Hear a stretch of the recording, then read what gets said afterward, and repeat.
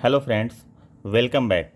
आज हम लोग एक नया वीडियो लेके आए हैं। उम्मीद कर रहे हैं कि आप लोग अच्छे से पढ़ाई कर रहे होंगे और क्वेश्चन भी प्रैक्टिस कर रहे होंगे, और ये भी उम्मीद करते हैं कि होली बहुत अच्छी बनी होगी, बहुत सेफ रही होगी होली।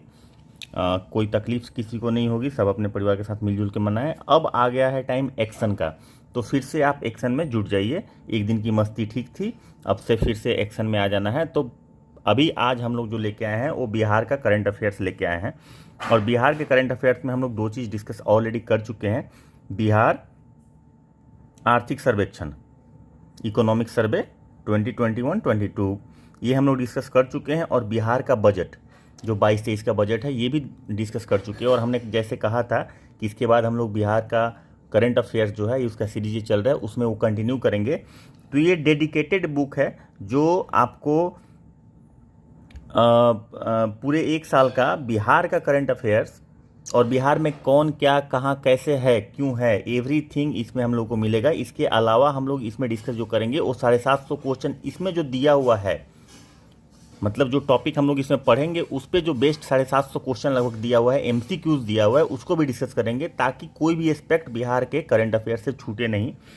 इसके अलावा जो नॉर्मल करंट अफेयर्स, मतलब पूरे ऑल ओवर इंडिया का, जो पूरे वर्ल्ड का करंट अफेयर्स है, जो एक पूरा पैकेज कहा जाता है, उसके लिए भी एक अलग डेडिकेटेड बुक है, जिसमें हम लोग वन लाइनर बहुत सारा, लगभग 2000-2500 के आसपास वन लाइनर देखेंगे। उसके बाद हम लोग मंथ वाइज करंट अफेयर्स देखेंगे, टॉपिक वाइज नेशनल इंपॉर्टेंट क्या है current affairs, international important current affairs क्या है, वो सारा कुछ हम लोग देखेंगे। उसमें भी 700-750 के आसपास क्वेश्चन है, एमसीक्यूज है। तो ये मोटा मोटी हमारा बिहार करंट है 750, और उसमें 750 के आसपास है, तो 1400 से 1500 के आसपास एमसीक्यूज ही हम लोग देखने वाले हैं, और इसको बहुत जल्दी ख़त्म करेंगे। मेरा तो मानना है कि थोड़ा मैं ज़्यादा इसमें स्पीड चलूँगा, क्योंकि सारा का सारा ऑलमोस्ट इसमें फैक्चुअल है, लॉजिक नहीं लगाना है। जो लॉजिक लगाना था मैंने बिहार के बजट में और करंट उसमें इकोनॉमिक सर्वे में मैं लगाया था, जहाँ पे एनालिसिस था और जहाँ पे ये कोरिलेशन था। लेकिन नो डाउट यहाँ भी रहेगा, वो हम लोग बीच बीच में डिस्कस करते चलेंगे। तो लिटिल बिट फास्टर चलेंगे, फास्ट नहीं चलेंगे तो मुश्किल हो जाएगा कवर करना पूरा। तो देरी न करते हुए शुरू करते हैं। लेकिन उससे पहले जो लोग नए आए हैं, सब्सक्राइब नहीं किए हैं, प्लीज़ सब्सक्राइब कर लीजिए, और वीडियो पसंद आए तो लाइक ज़रूर कीजिएगा, शेयर कीजिए अपने दोस्तों के साथ, ताकि उनके साथ आप डिस्कशन कर सकें। तो चलिए शुरू करते हैं एकदम सिंपल से सवाल से, जिसमें हम लोग पढ़ते हैं कि बिहार में कौन क्या कहाँ है। तो बिहार एक नज़र से शुरू हम लोग करेंगे, और बस आप लोग को इसमें से बहुत कुछ पता होगा, लेकिन हमारा पर्पस ये है कि कुछ भी आपके नज़र से छूटे नहीं, इसलिए फटाफट सामान्य परिचय में हम करते जाएंगे। अधिकारी का नाम बिहार है।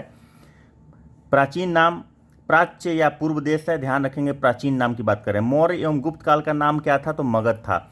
स्थापना 1 अप्रैल 1912 को माना जाता है, और स्थापना बिहार का 22 मार्च को माना जाता है। तो ये ध्यान रखेंगे। बिहार की राजधानी पटना है, आपको पता है 1541 ईस्वी में पटना राजधानी हुई, और पटना का संस्थापक कौन था, शेरशाह सूरी। उदयनी मत मार दीजिएगा, उदयनी पाटलिपुत्र के संस्थापक थे, जो यहाँ पे हैं देखिएगा, वो हरेक वंश के थे, और शेरशाह सूरी शूर वंश के थे। तो पटना के संस्थापक शेरशाह सूरी हैं। पटना का प्राचीन नाम जानते हैं आप लोग, पाटलिपुत्र है, कुसुम है, अजीमाबाद है, बहुत सारा नाम है। बंगाल से बिहार कब अलग हुआ, हम बताए थे, हिस्ट्री वाला पार्ट जिन्होंने नहीं देखा होगा देख लीजिएगा। और मैं फिर से बता देता हूँ, विवास पनोरमा बुक, ये बुक अलग है। विवास पनोरमा बुक से हमने बिहार का इतिहास, बिहार का भूगोल, उसके बाद दूसरे छोटे छोटे टॉपिक्स भी हमने कवर किया है। साहित्य किया है, बोली भाषा और साहित्य भी किया है। तो ये सब चीज़ें वो देख लीजिएगा आप उस सीरीज़ में जाके। उसके अलावा हमने उसका क्वेश्चन सारा कर दिया है, विवास पनोरमा का जो करंट अफेयर्स नहीं है, तो सारे क्वेश्चन लगभग हो चुके हैं हमारे वहाँ से। तो वो वीडियो जाके जरूर देख लीजिएगा, ताकि आपका कंटिन्यूटी मेंटेन रहे। इसके अलावा भी विवास पनोरमा में छोटी छोटी दो चार टॉपिक और बची हुई है, लेकिन मुझे करंट अफेयर्स लगा कि पहले इसको भी अपडेट करते चलते हैं साथ में, तो थोड़ा बैलेंस रहेगा। तो उसके लिए हम लोग थोड़ा सा पॉज लिए हुए हैं एक्चुअली, और मुझे लगता है कि 2-4 दिन में मैं वो भी ऐड कर दूंगा। उसके बाद एक विशेश्वर दत्त की बुक आती है, बहुत सी मोटी बुक है, मैं आपको झलक से दिखा देता हूँ। ये बुक इस बुक में कुछ चीज़ें इंपॉर्टेंट है जो मैडम ने हाईलाइट किया था, और मैंने भी उसको पॉइंट आउट किया था, और दोनों ने मिलकर डिसाइड किया था कि वो आप लोग को जो जिस्ट जिसको बोलेंगे, इस बुक का जो जिस्ट है, जो आत्मा है इस बुक का, वहाँ से सवाल बहुत आता है बिहार से रिलेटेड और बिहार के इतिहास से रिलेटेड। तो उस सवाल को भी हम लोग ऐड करेंगे। सवाल नहीं, वो वन लाइनर टाइप का है, तो उसको हम लोग ऐड कर देंगे, लेकिन इसको पहले हम ख़त्म करते हैं। तो आगे क्या है इसमें, तो ये हम बता चुके पहले ही। 2012 में अलग हुआ। बिहार का उड़ीसा से अलग, ये भी हमने इतिहास के सवाल बिहार के इतिहास में डिस्कस हमने कर लिया। बिहार से झारखंड कब हुआ, ये भी हमने डिस्कस कर लिया है। एक स्वतंत्र प्रदेश के रूप में 1912 में गठित हुआ और एक भारतीय राज्य के रूप में 1936 में गठित हुआ। तो ये लगभग आप लोग सब कुछ जानते हैं, बस ये नज़र आप पे आपकी होनी चाहिए, थोड़ी पैनी नज़र इस पर चाहिए होगी, ताकि आपसे कुछ छूटे नहीं। कुछ राजकीय प्रतीक जो है, राजकीय प्रतीक जो है वो आप देख लीजिए। राजकीय चिन्ह बोधि वृक्ष आप लोग जानते हैं, राजकीय पशु बैल ये भी जानते हैं, राजकीय पक्षी गौरैया, राजकीय पुष्प गेंदा, राजकीय वृक्ष पीपल। देखिएगा, राजकीय चिन्ह है बोधि वृक्ष और वृक्ष हमारा राजकीय पीपल है। राजकीय मछली देसी मांगुर, कबड्डी खेल राजकीय जो कबड्डी है। और हिंदी भाषा जो है सॉरी, हिंदी भाषा जो है हमारा प्रथम राजकीय भाषा है, तृतीय मैथिली है और दूसरी भाषा उर्दू है जो 1984 में ऐड हुई थी। इसको भी हमने भाषा बोली और साहित्य में डिस्कस किया है, तो वो वीडियो आप देखे होंगे तो आपको पता होगा। उसके बाद गीत जो है बिहार का वो है मेरे भारत के कंठहार, तुझे सत सत बंदन बिहार। और राज्य प्रार्थना जो है मेरे रफ्तार पर सूरज की किरणें करे राज, याद रखेंगे, ये इंपॉर्टेंट है। हालांकि मोस्ट ऑफ द लोगों को याद होगा ये दोनों बात जो है मैंने बोला, लेकिन फिर भी मैं एक तरह से याद दिला दे रहा हूँ। बस भौगोलिक परिचय फटाफट हम लोग निकलेंगे, देरी नहीं करना है, थोड़ा सा पेशेंस रखिए, बोर नहीं होना बोर नहीं होना है। और थोड़ा सा कुछ चीज़ें याद करने वाली चीज़ें थोड़ी बोरिंग होती भी है, थोड़ा पेशेंस रखना है भाई, रिजल्ट चाहिए ना, तो थोड़ा टाइम पेशेंस देना पड़ेगा, थोड़ा टाइम देना पड़ेगा, इसलिए पेशेंस रखिए। क्षेत्रफल 94,163 वर्ग किलोमीटर। और क्वेश्चन जरूर बनाइएगा, मैं बार बार बोलता हूँ कि क्वेश्चन जरूर बनाइए, जो मैंने विकास पुनोनो से डिस्कस किया वो बनाइए, और वीडियो को बार बार देखिए, लॉजिक मिलेगा, कनेक्शन बना बना के पढ़िए, ये ध्यान रखिएगा। क्षेत्रफल की दृष्टि से बिहार देश का 12वां राज्य है, क्षेत्रफल की दृष्टि से 12वां है। शहरी क्षेत्रफल कितना है, 1095.49 वर्ग किलोमीटर, और ग्रामीण क्षेत्रफल है 92,257। नंबर से प्यार है, हम लोग बार बार बीपीएससी के बारे में बोलते हैं कि बीपीएससी को नंबर से प्यार है, तो बी केयरफुल, बीपीएससी नंबर भी पूछता है, इसलिए थोड़ा ध्यान रखने की जरूरत है। क्षेत्रफल की दृष्टि से सबसे बड़ा जिला जानते हैं आप लोग पश्चिम चंपारण है, और सबसे छोटा जो है, सबसे बड़ा जिला पश्चिम चंपारण है, सबसे छोटा जो है वो शिवहर है। तो ये ध्यान रखेंगे। इसके अलावा अगर समुद्र तल से अगर ऊंचाई की बात करें तो 173 फीट है। समुद्र तल से बिहार की दूरी 200 किलोमीटर है। और अक्षांशीय विस्तार, ये हमने बिहार के भूगोल में डिस्कस किया था विकास पुनोनो वाला बुक में, तो ध्यान रखेंगे कि ये वहाँ से मैच करेगा, मतलब वहाँ हम लोग डिस्कस ऑलरेडी कर चुके हैं। जो लोग डिस्कस देखे हैं वो वीडियो को, वो उनको याद होगा, जो लोग नहीं देखे हैं उनको याद नहीं होगा, तो वो वीडियो आप जाके देख सकते हैं। देशांतरीय विस्तार, वैसे भी आपको मेरा सारा वीडियो देखना चाहिए। हमारे चैनल पे जो भी वीडियो अपलोड होता है वो अभी फोकस्ड है आपके पीटी के लिए, लेकिन उसका पर्पस ये है कि आपका जो एप्टीट्यूड हो, जो आपका तैयारी करने का जो डेवलप हो, जो आपका जो स्किल जो डेवलप होना है तैयारी करने का, वो आपका टुवर्ड्स मेंस का हो। तो उस तरह से हम लोग ना एनालिटिकल पॉइंट ऑफ व्यू से पढ़ रहे हैं। और देखिएगा, कुछ भी नहीं छूटेगा हमारे कोर्स में, कुछ भी नहीं छूटेगा। आप कुछ ये नहीं कर सकते कि सर आपने ये टॉपिक स्किप कर दिया या ये छूट गया था। आप पढ़ के अगर हमारा सारा वीडियो देख के जाएंगे तो आपका सिलेक्शन पक्का है। अच्छे से पढ़ के समझ के याद करके जाएंगे तो, लॉजिक लगा के जाएंगे तो। थोड़ा पेशेंस, थोड़ा मेरे वीडियो में थोड़ा पेशेंस होना चाहिए समझने के लिए, और थोड़ा टाइम देना पड़ेगा, थोड़ा दिमाग लगाना पड़ेगा, थोड़ा लॉजिक लगाना पड़ेगा। मैं एमसीक्यू भी करवाता हूँ, लेकिन मैं कोशिश करता हूँ कि पहले डिस्कस कर लूँ। तो वो सारा वीडियो अगर आप लोग सीरियस हैं, वास्तव में सीरियस हैं 67th बीपीएससी के लिए या सीडीपीओ के लिए, तो वो वीडियो मैं बार बार बोल रहा हूँ कि वो ज़रूर जाके देखिए, बहुत फ़ायदा होने वाला है। चलिए, देशांतरीय विस्तार 83 डिग्री 19 मिनट 50 सेकेंड, और पूर्वी देशांतर और 88 डिग्री 17 मिनट 40 सेकेंड। लंबाई मैं उस समय भी बोला था कि उत्तर से दक्षिण लंबाई होता है, पूर्व से पश्चिम चौड़ाई होता है। यहाँ पे देखिए चौड़ाई यहाँ पे नहीं लिखा है, सॉरी, यहाँ पे ये जो उत्तर से दक्षिण है ये लंबाई है और ये चौड़ाई है। तो चौड़ाई ज़्यादा है, लेकिन ये देखिए उल्टा लिख दिया, यहाँ पे लंबाई ही लिखा हुआ है, तो ये मिस प्रिंटिंग है, इसको ध्यान नहीं देना है। पूर्व से पश्चिम चौड़ाई है किलोमीटर। और ये भी मैं डिस्कस कर चुका हूँ भूगोल में कि कंफ्यूज नहीं होना है कि ज़्यादा है तो लंबाई होगा, चौड़ाई ज़्यादा है, चूँकि नीचे से निकल गया झारखंड तब से चौड़ाई ज़्यादा हो गई। बिहार की जलवायु उष्णकटिबंधीय मानसूनी है, मानसूनी आप लोग जानते हैं। संचित क्षेत्र ये भी हम लोग डिस्कस किए हैं भूगोल वाला, देखिए लगभग हमने 8-10 दिन पहले पढ़ाया था, मेरे ख्याल से 10 दिन से ज़्यादा हो गया होगा, मुझे याद है ये फिगर, आपको भी याद होगा अगर आपने वीडियो देखा होगा तो। और ये कोरिलेशन बना लीजिए इसी में कि सिंचित क्षेत्र है 72 लाख हेक्टेयर मोटा मोटी, और बाढ़ प्रभावित क्षेत्र है 67 मतलब 69 लाख हेक्टेयर। लगभग जितना सिंचित है उतना ही बाढ़ ग्रसित है। अब सोचिए कि अगर ये भी सिंचित होता तो बिहार में एग्रीकल्चर का प्रोडक्शन इतना सिंचित है, अभी इतना सिंचित अगर होता तो बिहार में एग्रीकल्चर का प्रोडक्शन कहाँ होगा? ये सोचिए, ये लॉजिक लगाने की बात है। जब आपसे पूछा जाएगा कि बिहार में क्या स्कोप है, कहाँ पे आप काम कर सकते हैं मेंस में, तो आप इस तरह की चीज़ें को लिख सकते हैं कि बाढ़ प्रभावित क्षेत्र इतना है जबकि सिंचित मात्र इतना ही, आप सपोज कर सकते हैं, वहाँ पे आप लॉजिक लगा सकते हैं। तो ये आपको कोरिलेशन करना पड़ेगा। सर्वाधिक सिंचित वाला क्षेत्र जिला जमुई है,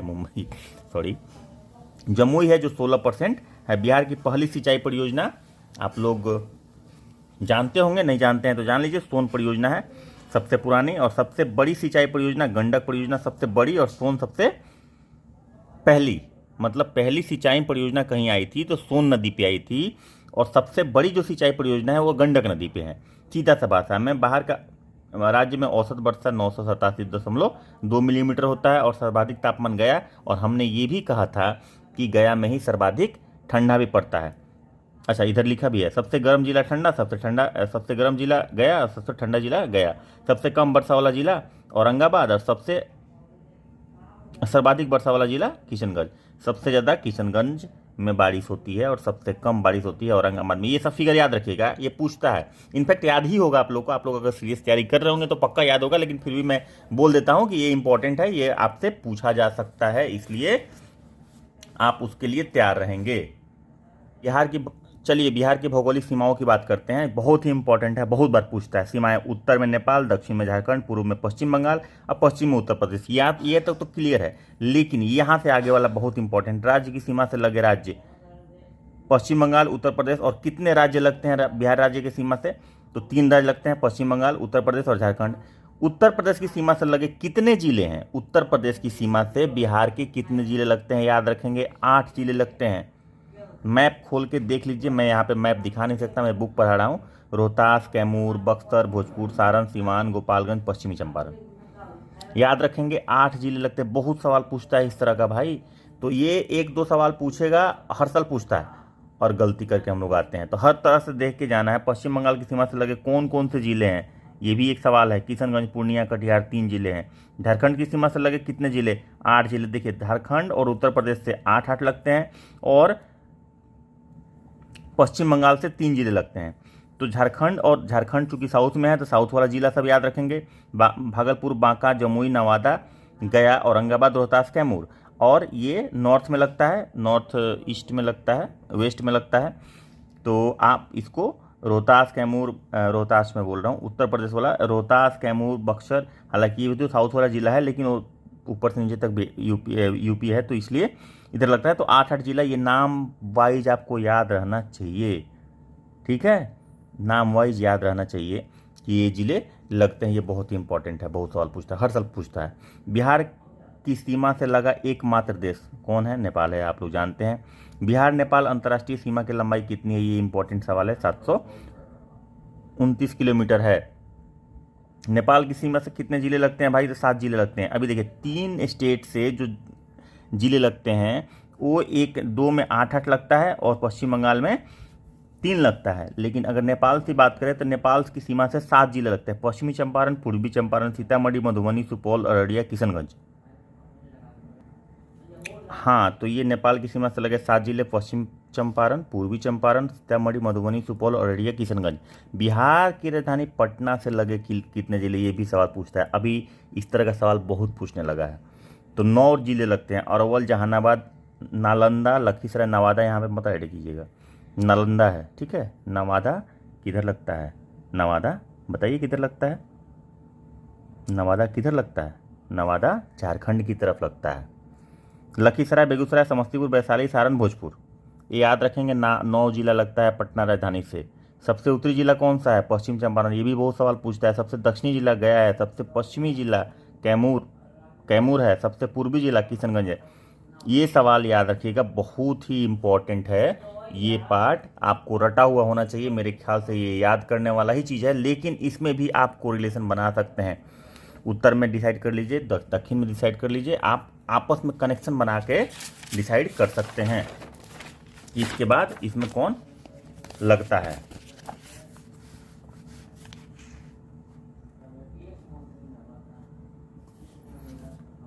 अभी देखिए, बिहार में परिवहन सड़कों की कुल लंबाई 2,09,539 किलोमीटर। ये सवाल पूछता है, सीधा उठा के पूछ देगा। कुछ सवाल फैक्चुअल पूछता है, सीधा पूछता है, और आपको सीधा सा याद रखना पड़ेगा। इसका कोई उपाय नहीं है, आपको याद करना ही पड़ेगा। बस आप लॉजिक लगाइए, कोई कहानी बनाइए, या फिर जैसे मैं कहानी बना के बताता हूँ वैसे कहानी बना के बनाइए कि अच्छा इतनी लंबाई है, अच्छा इसीलिए तो गांव-गांव में सड़क है, इसीलिए तो गली गली में सड़क बन गया। मतलब कुछ इस तरह से सोचिए। राज्य में पक्की सड़कों की कुल लंबाई 1,17,573 किलोमीटर। राष्ट्रीय राजमार्ग की कुल संख्या 58 है। बिहार में राष्ट्रीय राजमार्ग की कुल लंबाई कितनी है? ये सवाल पूछा हुआ है, 5475.05 पूछा हुआ सवाल है, 5475.05 याद रखेंगे। तो इस तरह का भी सवाल पूछता है। राजमार्ग की कुल लंबाई, राज्य राजमार्ग मतलब स्टेट हाईवे 3713.53 किलोमीटर। ये ध्यान रखेंगे, इसमें कोरिलेशन है। वो कोरिलेशन ये है कि सवाल ये पूछेगा बिहार राज्य में राष्ट्रीय राजमार्गों की जो लंबाई है, कुल लंबाई है, वो राज्य राजमार्गों से कम है, राष्ट्रीय राजमार्गों की जो लंबाई है राज्य राजमार्गों से ज़्यादा है, या उसके बराबर है। इस तरह से सवाल पूछ सकता है। तो ये ध्यान रखेंगे कि राज्य का जो स्टेट हाईवे है उसकी जो टोटल लंबाई है नेशनल हाईवे की जो टोटल लंबाई है उससे कम है। ठीक है, तो ये कोरिलेशन ध्यान रखेंगे। इस तरह से भी थोड़ा सा घुमा के पूछा जा सकता है, कोई जरूरी नहीं कि नंबर ही हमेशा पूछेगा, याद रखना है। लेकिन प्रमुख जिला सड़कों की कुल लंबाई, तो ये है सबसे लंबा राष्ट्रीय राजमार्ग, ये इंपॉर्टेंट है, NH 31 404 किलोमीटर, ये सबसे लंबा है। सबसे छोटा राष्ट्रीय राजमार्ग NH 727A 4.5 किलोमीटर। राज्य में रेल मार्ग की कुल लंबाई याद रखेंगे 3730.57 किलोमीटर है। पटना मेट्रो रेल परियोजना का शिलान्यास 17 फरवरी 2019 को हुआ था। राज्य में मेट्रो रेल परियोजना की कुल लंबाई 31.39 किलोमीटर याद रखेंगे। बिहार राज्य पथ परिवहन निगम की स्थापना 1959 में हुआ था। तो ये कुछ फैक्ट्स हैं, ये सब याद रखेंगे। और अभी हम लोग फैक्ट्स पे ही चल रहे हैं। अब बिहार में वन का जो रिपोर्ट है वो भी देख लेते हैं। कुल वन क्षेत्र कितना है भाई? ये 2019 का जो रिपोर्ट है सो है, उसमें 7305.99 वर्ग किलोमीटर। और वन क्षेत्र का प्रतिशत कितना है? 7.76 किलोमीटर, यानी कि 7.77 हम मानते हैं। वनों की पर्णपाती मतलब शायद होता है डेसिडिवस, जो पत्ता शेड कर देता है ड्यूरिंग बसंत, पतझड़ में पत्ता शेड करता है, उसको पर्णपाती बोलते हैं। तो ये जो है ना, ये बहुत ही कम है। ठीक है, अभी देखिएगा, आपको लगेगा कि नेशनल का एवरेज क्या है और यहाँ का एवरेज क्या है, तो बहुत ही कम है। दूसरी बात कि जो गैप है, एक स्टेट में जैसे बहुत कम है, दूसरे स्टेट में बहुत ज़्यादा है, इस तरह से तो वो भी बहुत ज़्यादा गैप है। वनों की कुल वृद्धि 17 से 19 में 6.99 वर्ग किलोमीटर हुई। कुल वन आच्छादन 2003 वर्ग किलोमीटर 2.1। कुल वन आच्छादन कुल वृक्षाच्छादन 2003 वर्ग किलोमीटर हुआ 2.1। कुल वनाच्छादन माने वृक्ष है, ट्रीज है, वो इतना है 2003 वर्ग किलोमीटर, और बना है फॉरेस्ट है वो है 7306 वर्ग किलोमीटर 7.8%। हम कोशिश कर रहे हैं कि इंग्लिश वाले को भी ये दिक्कत नहीं आए, क्योंकि मुझे पता है कि इंग्लिश वाले को दिक्कत आता है, मुझे भी दिक्कत आती है, लेकिन धीरे धीरे पढ़ते समझ में आने लगता है। तो इसलिए ध्यान रखेंगे, वृक्षाच्छादन का मतलब ही होता है ट्री कवरेज, और वनाच्छादन मतलब फॉरेस्ट कवर। तो ये दोनों मिला के 9308.99 वर्ग किलोमीटर 7.8% है। ये दोनों मिला के टोटल वन का जो क्षेत्र है उसका 7.8% है। अति सघन, ये सब बाइफर्केशन भी पूछ सकता है, 3 लाइनर में यूपीएससी पूछता है इस तरह से। और अगर ये थोड़ा सा भी कॉपी पेस्ट करेगा यूपीएससी का बीपीएससी, तो ये पूछ देगा, ये फिगर नहीं पूछेगा। यूपीएससी फिगर जल्दी नहीं पूछता है, यूपीएससी लॉजिक पूछता है। जैसे मैंने ये लॉजिक लगाया ना यहाँ पे कि राष्ट्रीय राजमार्गों की कुल लंबाई राज्य राजमार्गों से ज़्यादा है, कम है, ये लॉजिक लगा देगा। लेकिन आपका लॉजिक सही कैसे होगा? आपका लॉजिक सही तभी होगा ना जब आपको फिगर याद रहेगा। बिना फिगर याद किए कैसे आप समझेंगे कि किसकी ज़्यादा है किसकी कम है? तो वो नंबर भी जानना चाहता है, लेकिन आपको एग्जाम में बेशक नहीं देता है, लेकिन इनडायरेक्टली वो नंबर जानना चाहता है यूपीएससी। लेकिन बीपीएससी में नंबर डायरेक्ट पूछ देता है जब पूछता है तो, या फिर बिना नंबर का भी सवाल पूछ देता है। तो बीपीएससी सावधान रहना है, हमें ज़्यादा से ज़्यादा मार्क्स लाना है, तो हर एस्पेक्ट को देखते हुए चलना है। अति सघन, मध्यम सघन और खुला, मतलब डेंस फॉरेस्ट, मीडियम डेंस और खुला ओपन फॉरेस्ट। ठीक है, तो देखिए मीडियम वाला जो है ये सबसे ज़्यादा है और खुला वन उससे भी ज़्यादा है। तो खुला वन सबसे ज़्यादा हो गया, उसके बाद मीडियम हो गया और अति सघन हो गया। जाहिर सी बात है कि अति सघन है तो कम ही रहेगा। तो ऐसे भी आप लॉजिक लगा सकते हैं। थोड़ा फिगर याद रखिए, 333.13 वर्ग किलोमीटर, मध्यम सघन हो गया 3280.32 वर्ग किलोमीटर और खुला वन हो गया 3692.54 किलोमीटर। और ये डिक्रीजिंग ऑर्डर हो गया नीचे से ऊपर। अब सर्वाधिक वन वाला जिला कौन सा है? कैमूर है भाई। इसमें कितना है? 1056.39 वर्ग किलोमीटर। न्यूनतम वन वाला शेखपुरा है, 1 वर्ग किलोमीटर मात्र है। सर्वाधिक वन प्रतिशत वाला जिला जमुई है। देखिए क्षेत्र में और प्रतिशत में अंतर है। टोटल एरिया का जो परसेंटेज आएगा वो हो गया, और टोटल क्षेत्र तो आप समझ ही रहे हैं। तो जमुई में परसेंटेज वाइज 69.6%, यानी कि अगर 100 एकड़ है जमुई तो 100 एकड़ में 69.6 एकड़ जमीन में जंगल है। और न्यूनतम वन प्रतिशत वाला जिला जहानाबाद है ही नहीं, 0 है। वन विहीन जिला भी कह सकते हैं जहानाबाद को। तो अगर सवाल ऐसा पूछ दे कि बिहार में न्यूनतम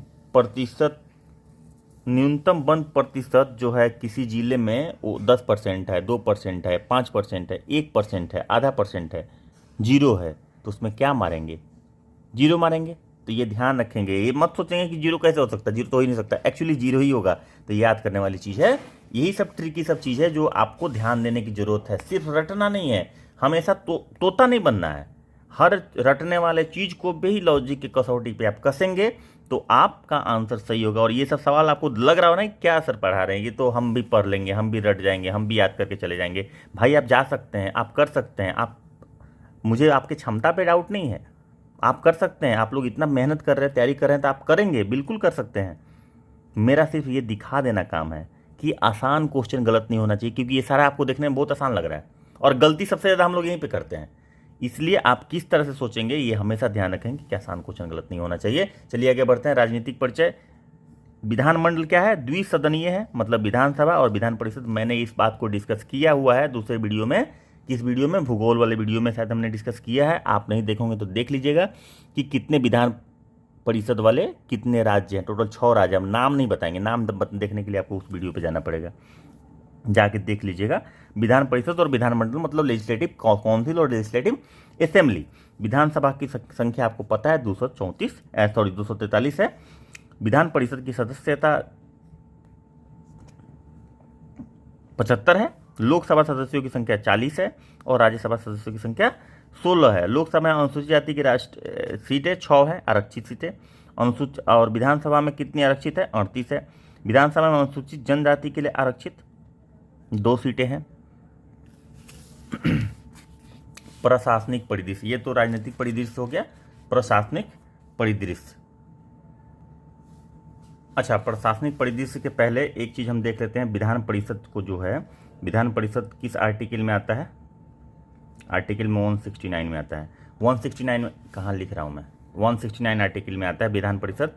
आता नहीं है पार्लियामेंट इस आर्टिकल के तहत विधान परिषद क्रिएट या एबोलिश यानी कि हटा सकता है। पार्लियामेंट विधान परिषद यानी लेजिस्लेटिव काउंसिल को as per the recommendation of विधानसभा लेजिस्लेटिव असेंबली जब रिकमेंड करता है 2/3 मेजोरिटी से, तब वो लेजिस्लेटिव काउंसिल को एबोलिश कर सकता है। कौन कर सकता है?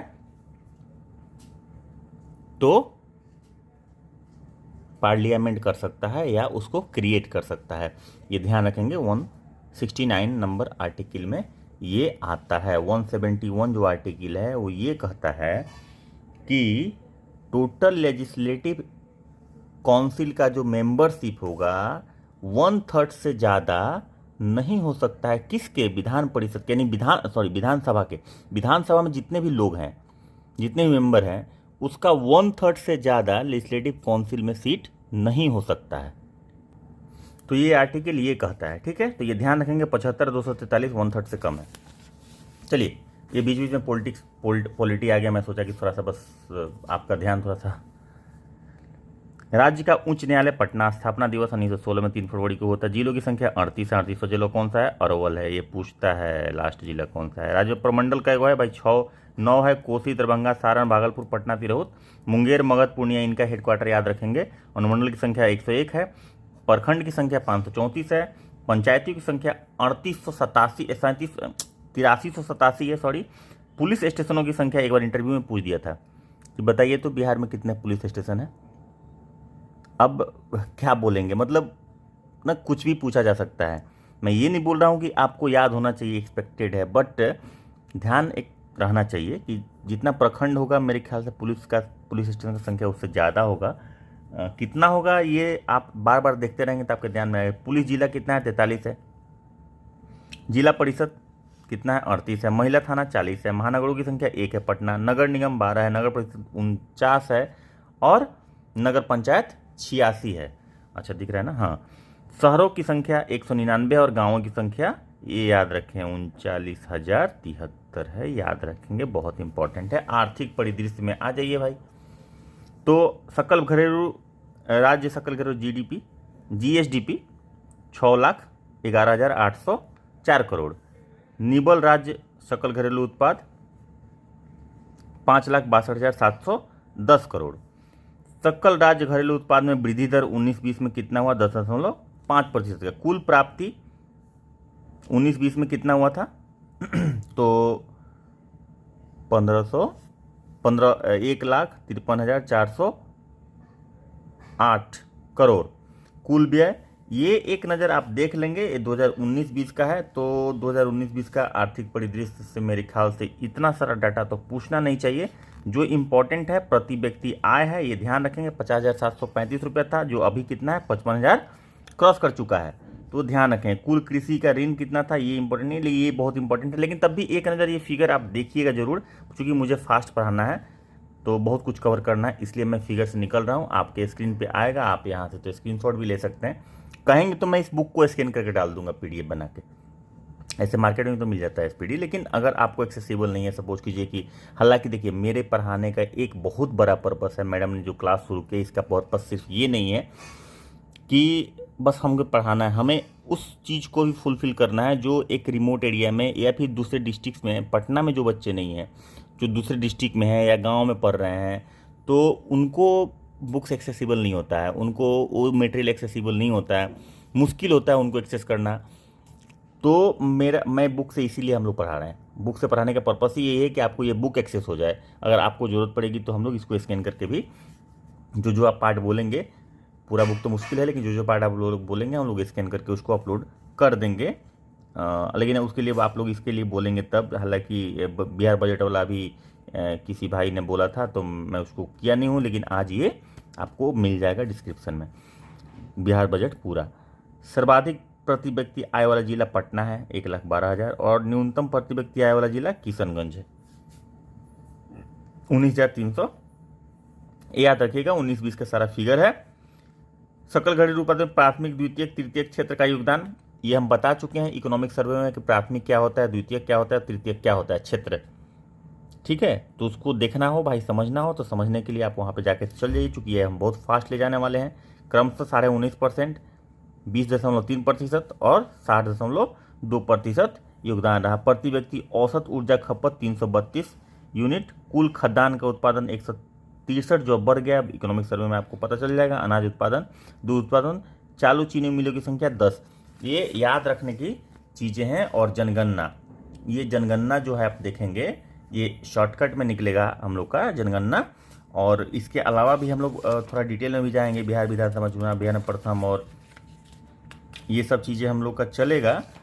तो बिहार का जनगणना भी आएगा, यहाँ पे बिहार का जनगणना भी आएगा। लेकिन ये एक जो मेन पॉइंट्स है वो अपना देख लेना है। तो कुल जनसंख्या ये याद रखेंगे, ये पूछ देता है, सीधा पूछ देता है। बिहार की कुल जनसंख्या 2011 की जनगणना के अनुसार 10,40,99,452 करोड़। पुरुषों की संख्या 54 लाख, 5,42,78,157 और महिलाओं की संख्या 4,98,21,295। ग्रामीण जनसंख्या 88.7 और शहरी इतना है। आप देख लीजिए गैप कितना है, ये ध्यान देने वाली बात है। ग्रामीण ये है और शहरी ये है, गैप कितना है। जनसंख्या घनत्व 1106 प्रति व्यक्ति पर वर्ग किलोमीटर। सर्वाधिक जनसंख्या घनत्व शिवहर में है, ध्यान रखेंगे, पटना मत बोलेंगे। आप ऐसा नहीं समझेंगे कि सब लोग पटना में है तो पटना में ही सर्वाधिक जनसंख्या घनत्व होगा, शिवहर में है। और सबसे कम कहाँ है? कैमूर में है। इंपॉर्टेंट सवाल ये सब याद रखना है। लिंगानुपात 918 है, गोपालगंज में सबसे ज़्यादा है, 1021 है। अब लिंगानुपात क्या होता है? पता होगा डिफिनीशन, नहीं पता होगा तो पर 1000 पुरुष पे कितनी महिलाएं हैं उसको लिंगानुपात बोलते हैं, मतलब कि सेक्स रेशियो। सेक्स रेशियो का मतलब नंबर ऑफ फीमेल पर 1000 मेल, तो इसको सेक्स रेशियो बोलते हैं। सबसे अधिक सेक्स रेशियो कहाँ है? गोपालगंज में है।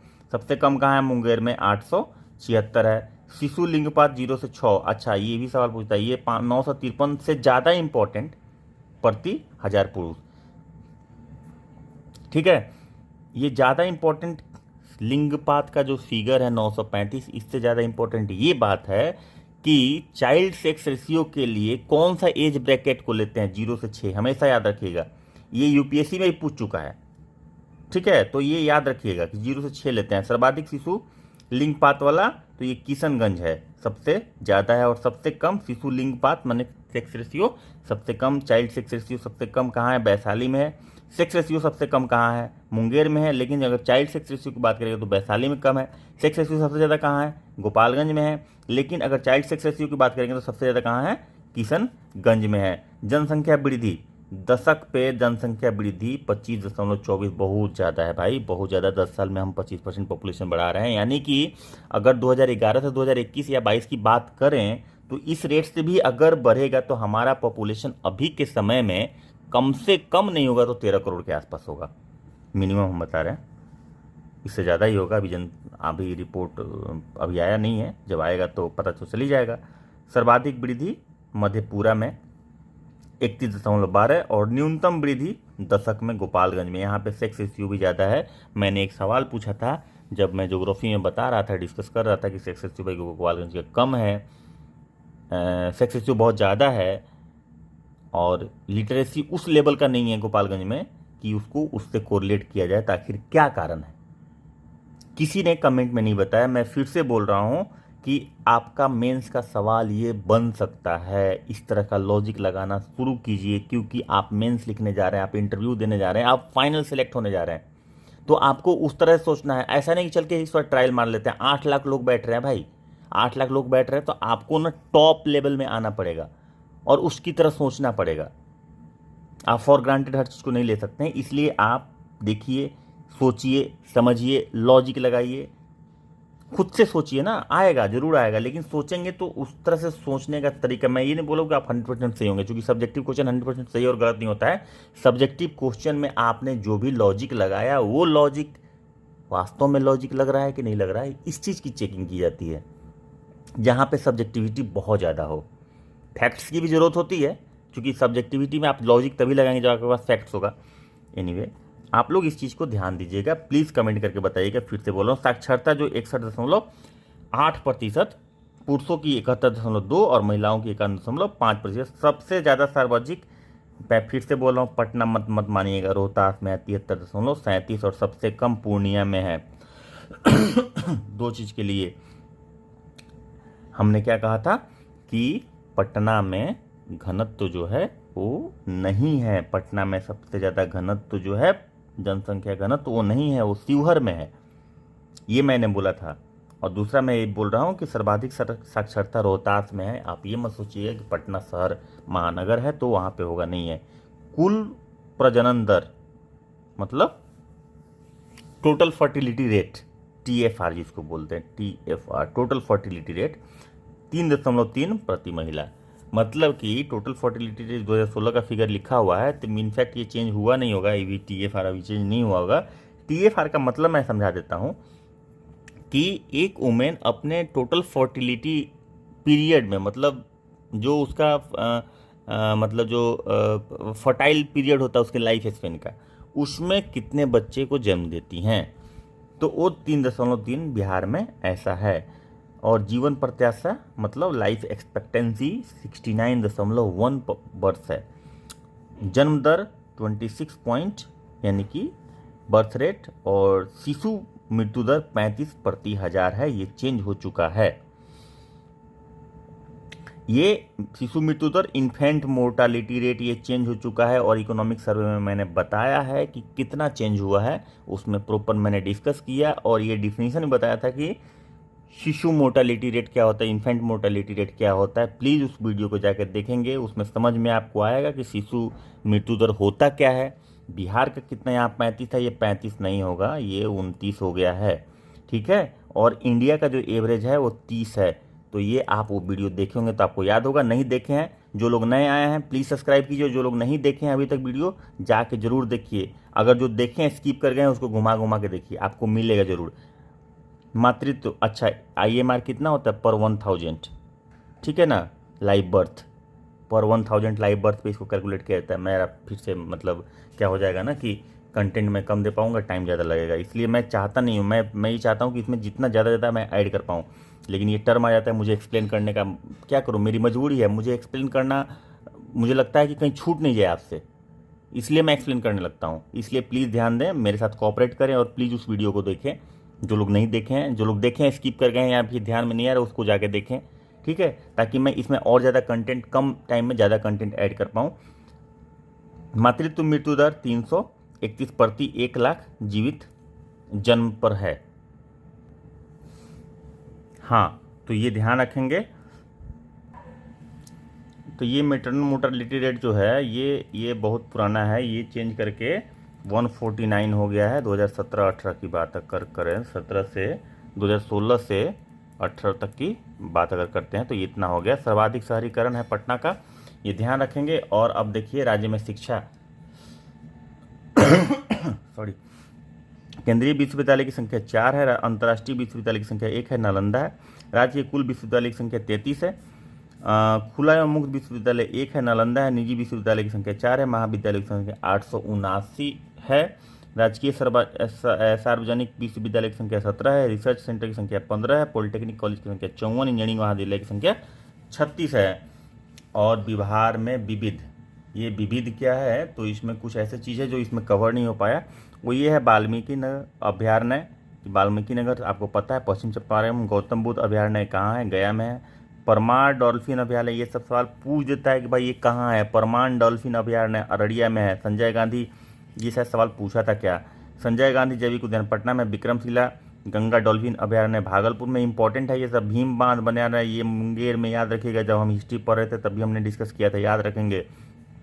पंत या राजगीर अभ्यारण्य, तो ये राजगीर में है, याद रखेंगे। प्रमुख पशु, ये बहुत ही इंपॉर्टेंट है ये अभ्यारण्य, तो भाई ये आपको याद ही होना चाहिए। एक सवाल पूछ देता है इससे, ठीक है, और गड़बड़ा जाता है आदमी, तो इसलिए गड़बड़ाना नहीं है। कुछ भी कोई मौका नहीं देना है बीपीएससी को कोई मौका नहीं देना है नंबर काटने का, ठीक है। तो आप जितना कर सकते हैं कीजिए, और जितनी बार आप वीडियो देखिएगा नया चीज़ मिलेगा, क्योंकि हर बार एक बार में आप सब कुछ कवर नहीं कर सकते, बार बार घुमा के देखिए। क्वेश्चन भी इससे हम लोग 750 लगभग करने वाले हैं।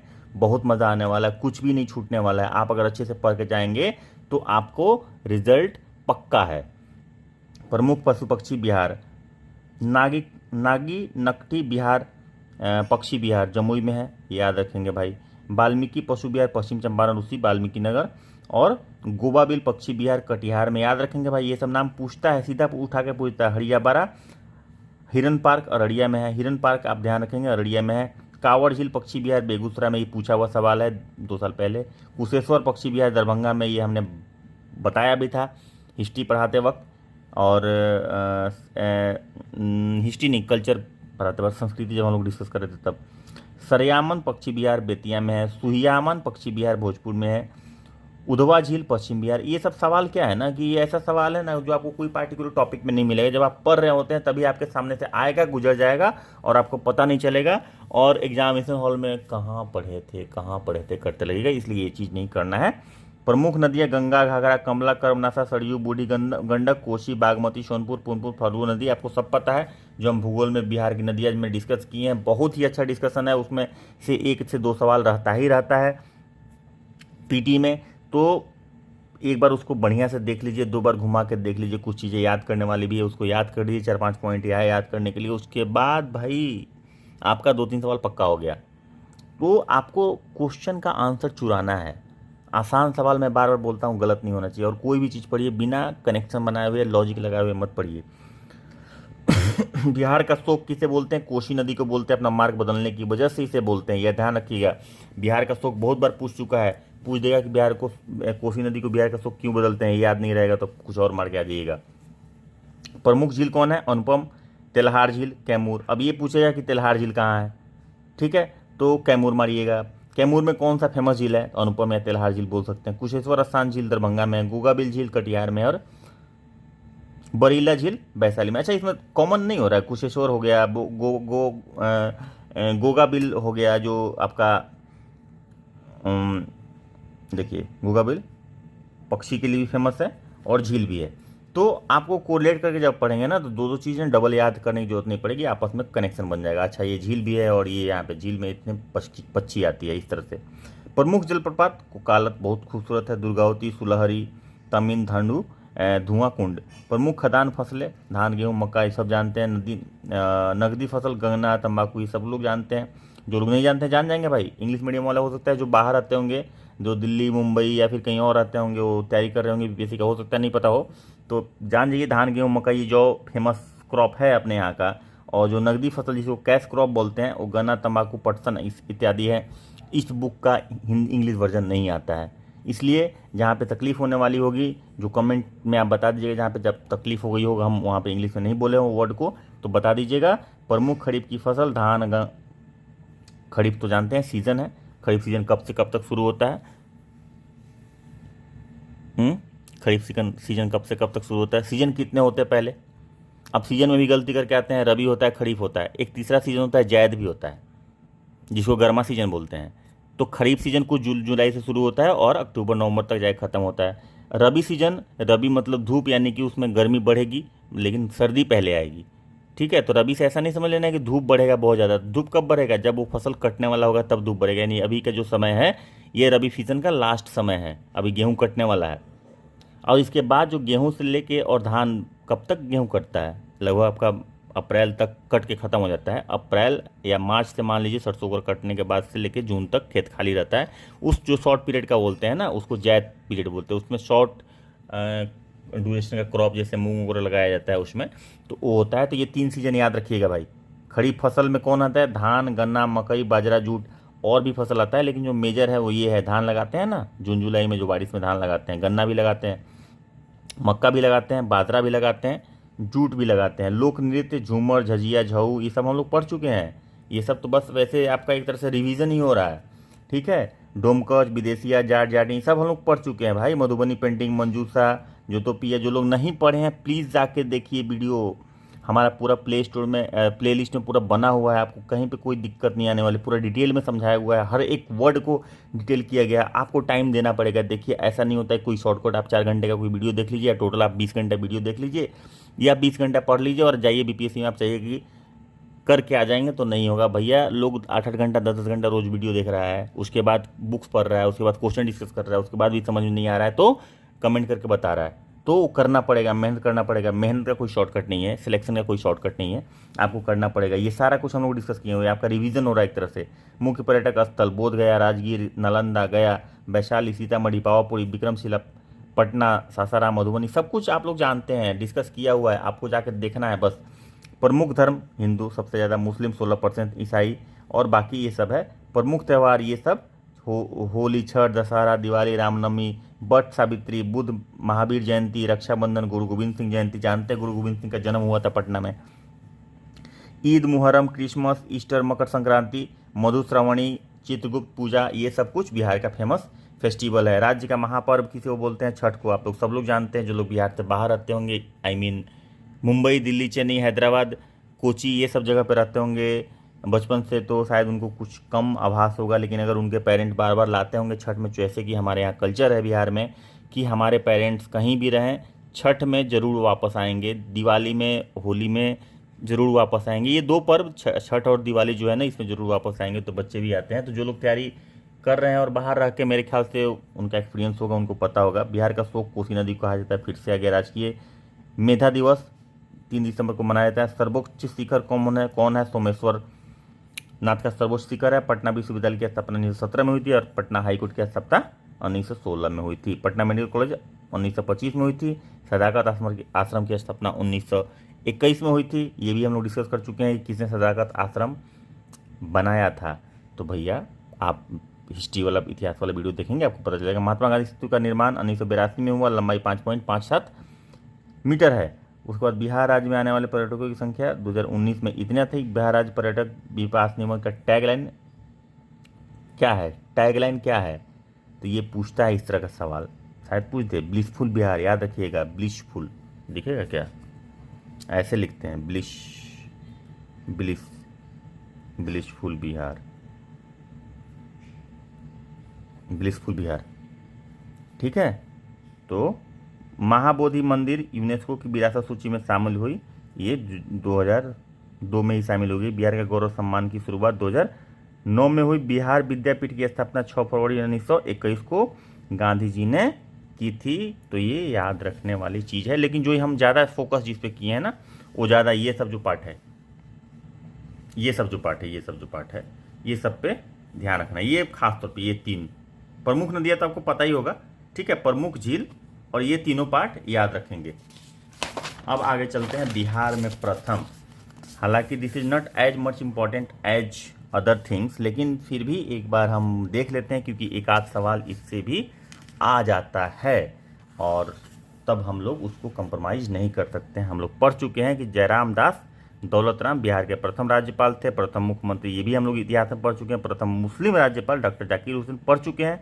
मुस्लिम मुख्यमंत्री अब्दुल गफूर पढ़ चुके हैं। प्रथम महिला राबड़ी देवी मुख्यमंत्री थीं और दलित मुख्यमंत्री भोला पासवान शास्त्री और निर्दलीय मुख्यमंत्री महामाया प्रसाद सिन्हा।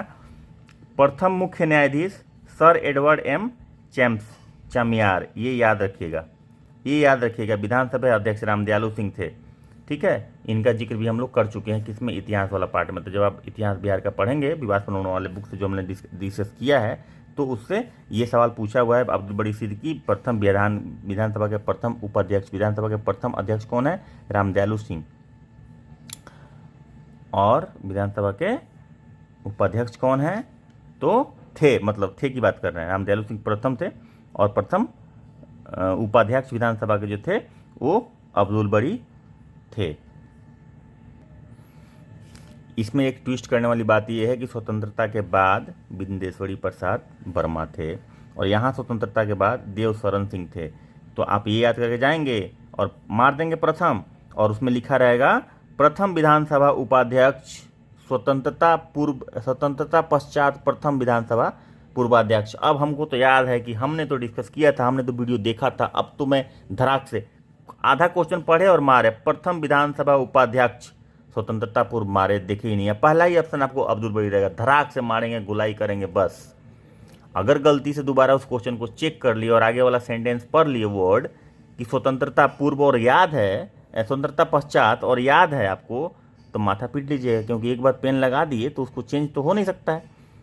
तो यही आसान क्वेश्चन जो है गलत होने का चांस रहता है, और ये क्वेश्चन मैं चाहता हूं कि आप लोगों से गलत नहीं हो। तो स्वतंत्रता बाद याद रखेंगे देवशरण सिंह, और इनको जो विधानसभा अध्यक्ष थे स्वतंत्रता बाद बिंदेश्वरी प्रसाद वर्मा। ये दोनों सबको याद रहेगा, लेकिन स्वतंत्रता पश्चात कौन थे ये भी याद रखेंगे, क्योंकि सवाल में एक ही ट्विस्ट डाल देगा बस। अच्छा चलिए, स्वतंत्रता पश्चात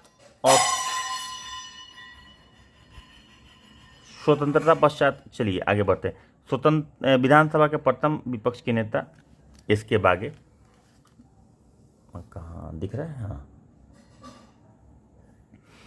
इसके बागे प्रथम विधानसभा सभापति राजीव रंजन प्रसाद स्वतंत्रता के बाद थे, याद रखेंगे। विधानसभा प्रथम उप सभापति सईद हसन इमाम स्वतंत्रता पूर्व थे, और श्यामा प्रसाद सिंह स्वतंत्रता के बाद थे, याद रखेंगे ये स्वतंत्रता के बाद। स्वतंत्रता पूर्व तो बहुत ही इंपॉर्टेंट है। बिहार विधानसभा की प्रथम महिला सभापति कौन थी? राजेश्वरी देवी, याद रखेंगे। राज्य महिला आयोग की प्रथम अध्यक्ष मंजू प्रकाश।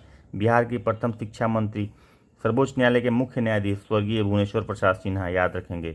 बनने वाले प्रथम बिहारी सर्वोच्च न्यायालय के मुख्य न्यायाधीश बनने वाले, ये इंपॉर्टेंट है, ज़्यादा इंपॉर्टेंट है। बिहार उच्च न्यायालय के प्रथम मुख्य न्यायाधीश सर एडवर्ड मेनार्ड चैम्पियर, ये ही इंपॉर्टेंट है। पटना उच्च न्यायालय के प्रथम मुख्य न्यायाधीश स्वतंत्रता के बाद कौन बने थे? सर किलफोर्ड मनमोहन अग्रवाल। पटना उच्च न्यायालय की पहली महिला मुख्य न्यायाधीश सुश्री रेखा मनहर लाल दोषित। ये सब इंपॉर्टेंट चीज़ें हैं, ये आपको ध्यान में रहना चाहिए। बिहार के प्रथम राष्ट्रपति आपको पता है, प्रथम डॉक्टर राजेंद्र प्रसाद। प्रथम राजनीतिज्ञ जो लोकसभा के अध्यक्ष भी हुए बाद में, बलीराम भगत, 5वीं लोकसभा में थे। और बिहार के लोकसभा की पहली महिला अध्यक्ष कौन बनी थी? मीरा कुमार, 2009 में बनी थी। लोकसभा की बिहार से थी और लोकसभा की महिला काशीराम की बेटी हैं और मीरा कुमार, और ये बनी थी लोकसभा की अध्यक्ष। प्रथम बिहारवासी उप प्रधानमंत्री डॉक्टर जगजीवन राम।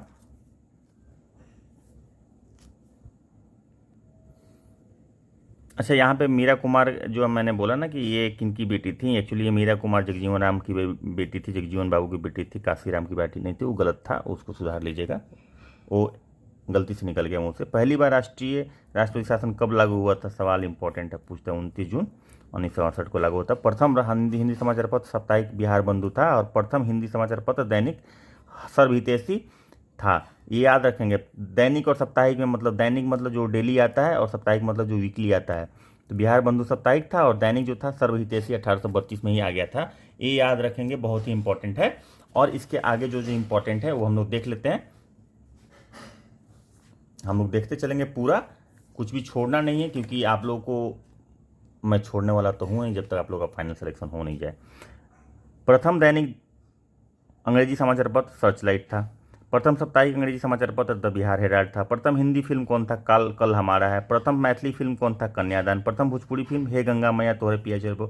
पूछ देता है भाई, एक सवाल उठा के पूछ देगा और कन्फ्यूजन हो जाएगा। आपको लग रहा होगा ये तो बहुत आसान है, ये सब डिस्कस करने की क्या जरूरत है, ये सब तो हम अपने पढ़ लेंगे। आप पढ़ लीजिएगा, मुझे पता है, मैं फिर से बोल रहा हूँ, लेकिन क्या है कि आपसे आसान सवाल गलती नहीं हो, इसलिए मैं रिपीट कर रहा हूँ। प्रथम गणराज्य बजी संघ। प्रथम अशोक चक्र प्राप्त करता स्वर्गीय रणधीर वर्मा। ज्ञानपीठ पुरस्कार करने वाले प्रथम बिहारी कौन थे? डॉक्टर रामधारी सिंह दिनकर, 1971 में। किस कृति के लिए? तो उर्वशी। किस मतलब कौन सी रचना उनकी थी? उर्वशी। उन्होंने एक बुक लिखी थी उर्वशी, उसका नाम था, उसके लिए उनको ज्ञानपीठ पुरस्कार मिला। और ज्ञानपीठ पुरस्कार के बारे में एक लाइन बता दूं कि ये साहित्य की दुनिया में इंडिया का सबसे बड़ा अवार्ड है, ठीक है। तो ये हिंदी भाषा में दिया गया था और रामधारी सिंह दिनकर को, जो बिहार के प्रथम लेखक थे जिनको ज्ञानपीठ पुरस्कार मिला था। ये भी पूछ सकता है कब मिला था, किस चीज़ के लिए मिला था, किसको मिला था। बिहार की प्रथम नगर पालिका आरा है। पटना मत मारिएगा कभी भी, पूछा हुआ शायद सवाल है ये। बिहार का प्रथम महाकवि विद्यापति, क्या चीज़ के लिए? इसके भी डिस्कस कर चुके हैं भाई, हर चीज़ डिस्कस कर चुके हैं। विद्यापति मैथिली के।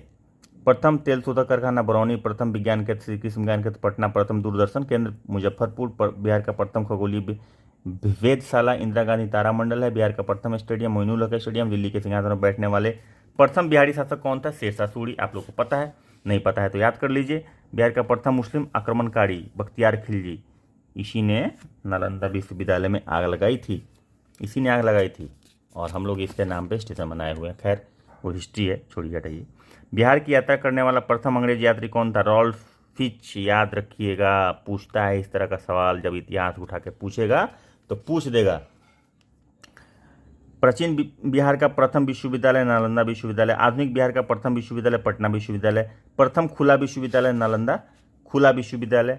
पहला कछुआ पुनर्वास केंद्र मतलब टॉर्टवाइज रिहेबिलिटेशन सेंटर कहाँ है भाई? भागलपुर में। Very very important. बिहार का स्थापित पहला बैंक इलाहाबाद बैंक बिहार में पहला बना था। बिहार का प्रथम सिंचाई परियोजना सोन परियोजना, हमने डिस्कस किया पहले। प्रथम सिख गुरु यात्री श्री गुरु नानक जी प्रथम गुरु सिख गुरु यात्री थे बिहार के। बिहार के कांग्रेस का प्रथम अधिवेशन बांकीपुर पटना में हुआ था। अध्यक्ष कौन थे? RS माधोलकर। अध्यक्ष थे। 1912 में हुआ था, 27वां अधिवेशन था बिहार का पहला, मतलब 27वां अधिवेशन जो हुआ पहली बार बिहार में हुआ था। मगध की प्रथम राजधानी कहाँ थी? राजगिरी या राजगिरी, गिरिब्रज जो बोले, राजगिरी उस समय उसको बोला जाता था, राजगीर को। तो मगध की प्रथम राजधानी राजगीर थी। विश्व का प्रथम योग विश्वविद्यालय मुंगेर में 1963 में बना था। और प्रथम जैन संगति कहाँ हुई थी? पाटलिपुत्रा में। प्रथम बौद्ध संगति राजगीर में होती है। प्रथम ज्ञानीतज्ञ, ये बौद्ध संगति राजगीर में आ गया ना। ये हम लोग सब डिस्कस किए हुए हैं भाई, आप लोग पीछे देखेंगे तो आप लोग को पता चलेगा।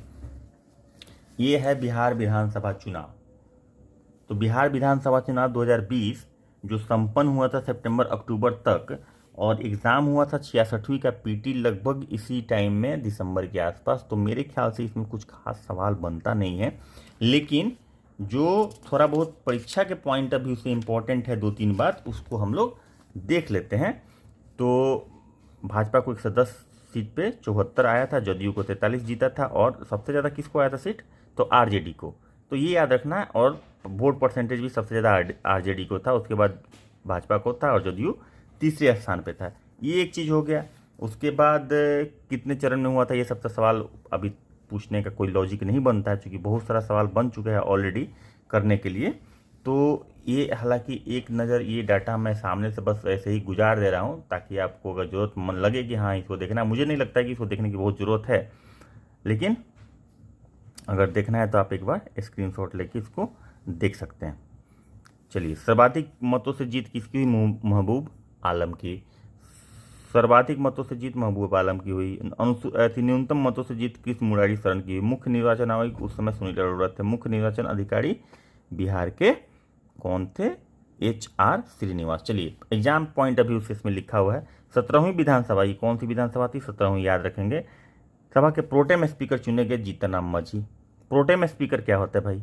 स्पीकर तो आपने सुना होगा, प्रोटेम स्पीकर क्या होता है? तो प्रोटेम स्पीकर का मतलब ये होता है, अभी कौन है स्पीकर? स्पीकर मतलब अध्यक्ष, विधानसभा अध्यक्ष।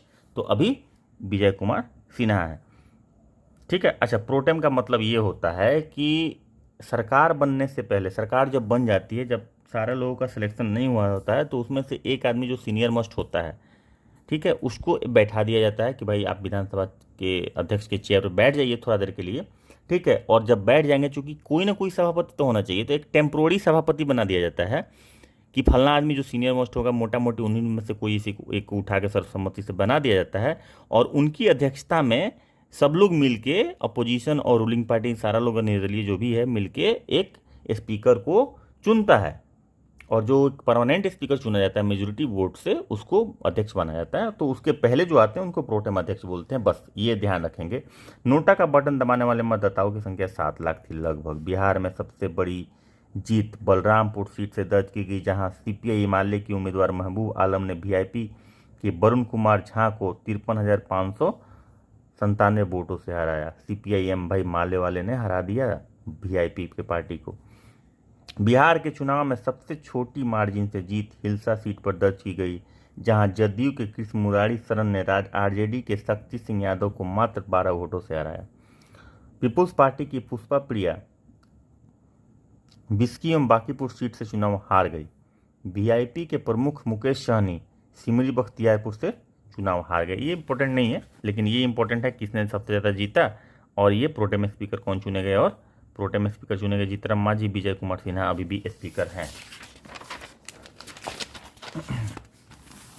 अब ये तो मिनिस्ट्री बताने का जरूरत मुझे लगता है कि नहीं है, मैं वैसे बता देता हूँ। मुख्यमंत्री आप लोग जानते हैं इनके पास कौन सा विभाग है, तो ये कुछ नहीं है। इसमें 2 उप मुख्यमंत्री हैं, रेणु देवी और तारकिशोर प्रसाद। ये तारकिशोर प्रसाद के अंदर ही फाइनेंस है, वित्त है, जो उन्होंने बजट और इकोनॉमिक सर्वे लाया था। तो और विजय कुमार चौधरी शिक्षा मंत्री है, विजेंद्र प्रसाद यादव ऊर्जा मंत्री है, और भी कुछ है, और बाकी सब चीज़ें हैं, अलग अलग मिनिस्ट्री हैं इन लोगों के पास, ठीक है। तो ये एक नज़र देख लीजिए। और प्रमुख पदों पर आसीन राज्यपाल फागू चौहान,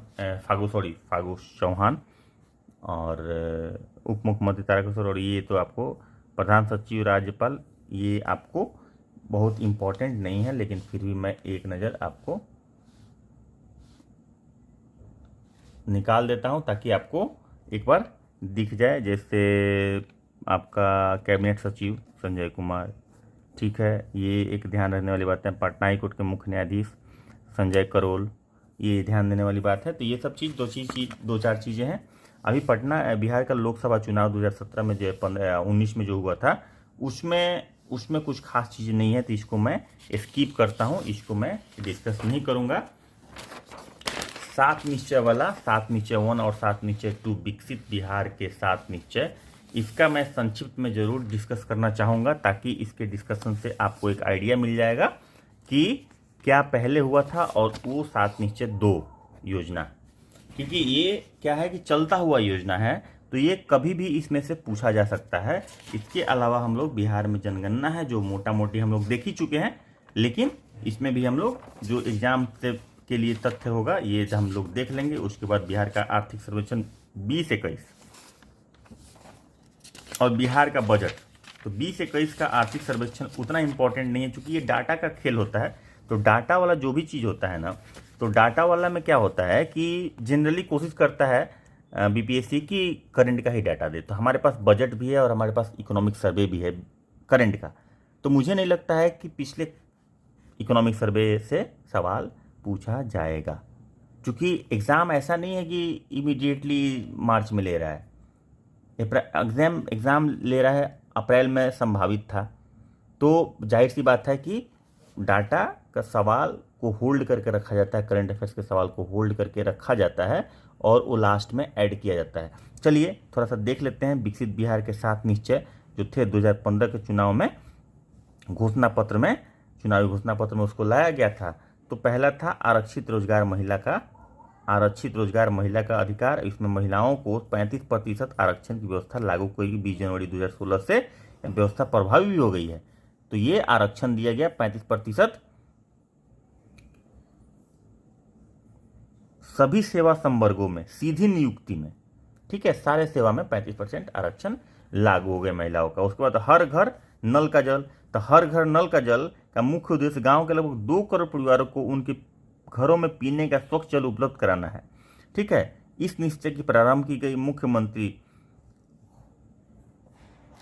इस हर घर नल जल का जो हर घर नल का जल जो निश्चय है, इसके तहत मुख्यमंत्री जल ग्रामीण पेयजल योजना, मुख्यमंत्री ग्रामीण पेयजल गुणवत्ता प्रभावित क्षेत्र निश्चय योजना, मुख्यमंत्री ग्रामीण पेयजल गुणवत्ता गैर गुणवत्ता प्रभावित क्षेत्र निश्चय योजना ये लाया गया, मुख्यमंत्री शहरी पेयजल योजना लाया गया। ये सभी योजनाएं 27 सितंबर 2016 से लागू है।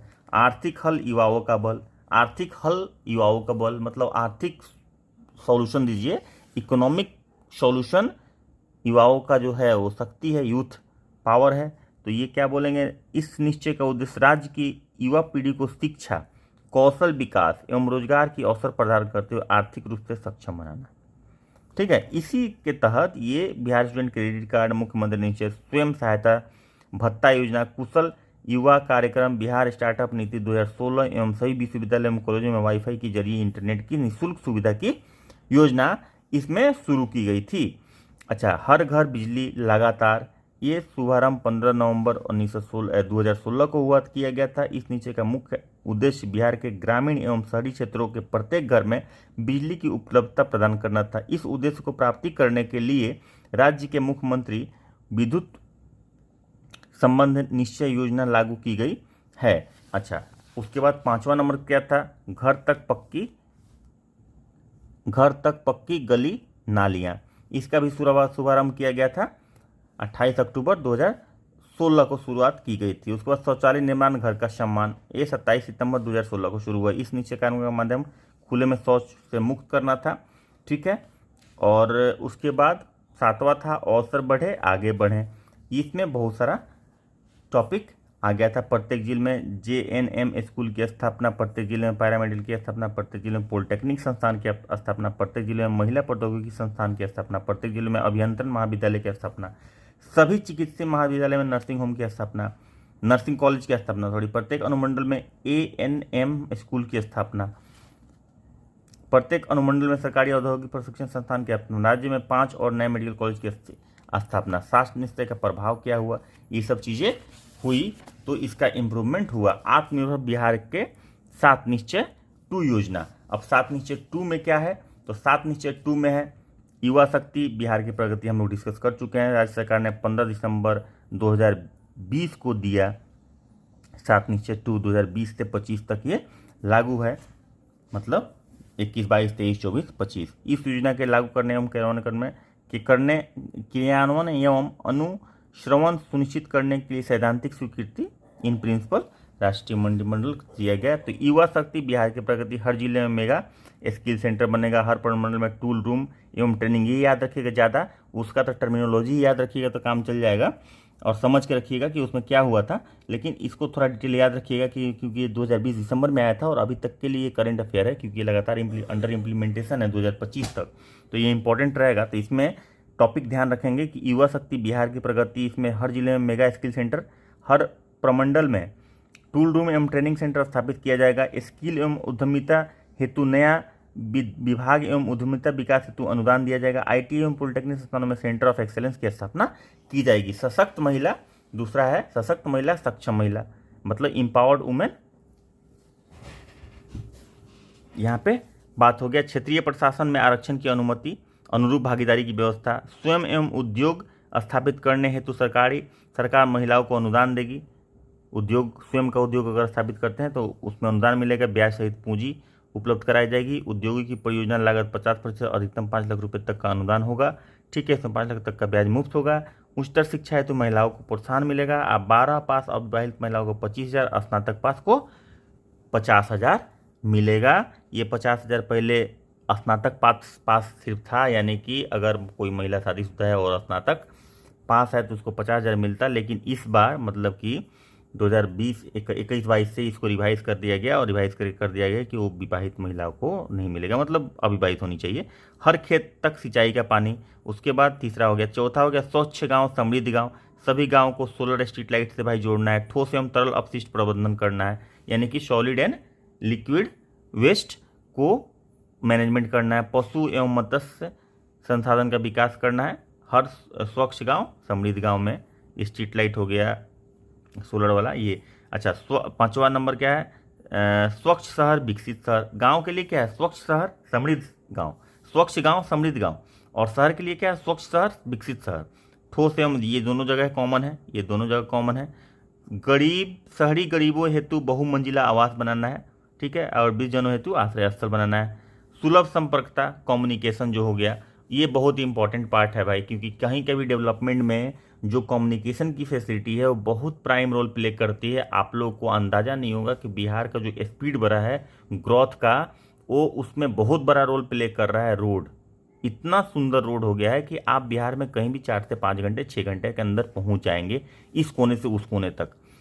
तो कहीं ना कहीं आपके बिजनेस में, जो भी आप बिजनेस करते हैं, जो भी आप रोजगार करते हैं, उसमें बहुत सहायक होता है। तो सुलभ संपर्कता, ग्रामीण पथों की संपर्कता हेतु नई सड़कों का निर्माण, शहरी क्षेत्रों में के आवश्यकता अनुसार बाईपास, फ्लाईओवर, एवरीथिंग निर्माण करने के लिए। इसके लिए 7वां में सबके लिए अतिरिक्त स्वास्थ्य सुविधा, सबके लिए अतिरिक्त स्वास्थ्य सुविधा। बेहतर पशु स्वास्थ्य प्रबंधन हेतु आधारभूत व्यवस्थाएं, गांव-गांव तक लोगों के लिए स्वास्थ्य सुविधाओं की बेहतर व्यवस्था। हृदय में छेद के साथ जन्मे बच्चे के लिए निःशुल्क उपचार हेतु बाल हृदय योजना। अब बाल हृदय योजना पूछेगा क्या है भाई, तो अगर बच्चे के हृदय में छेद है जन्मजात तो उसका फ्री में सरकार इलाज कराएगी, सबके लिए अतिरिक्त स्वास्थ्य सुविधा के योजना के अंतर्गत।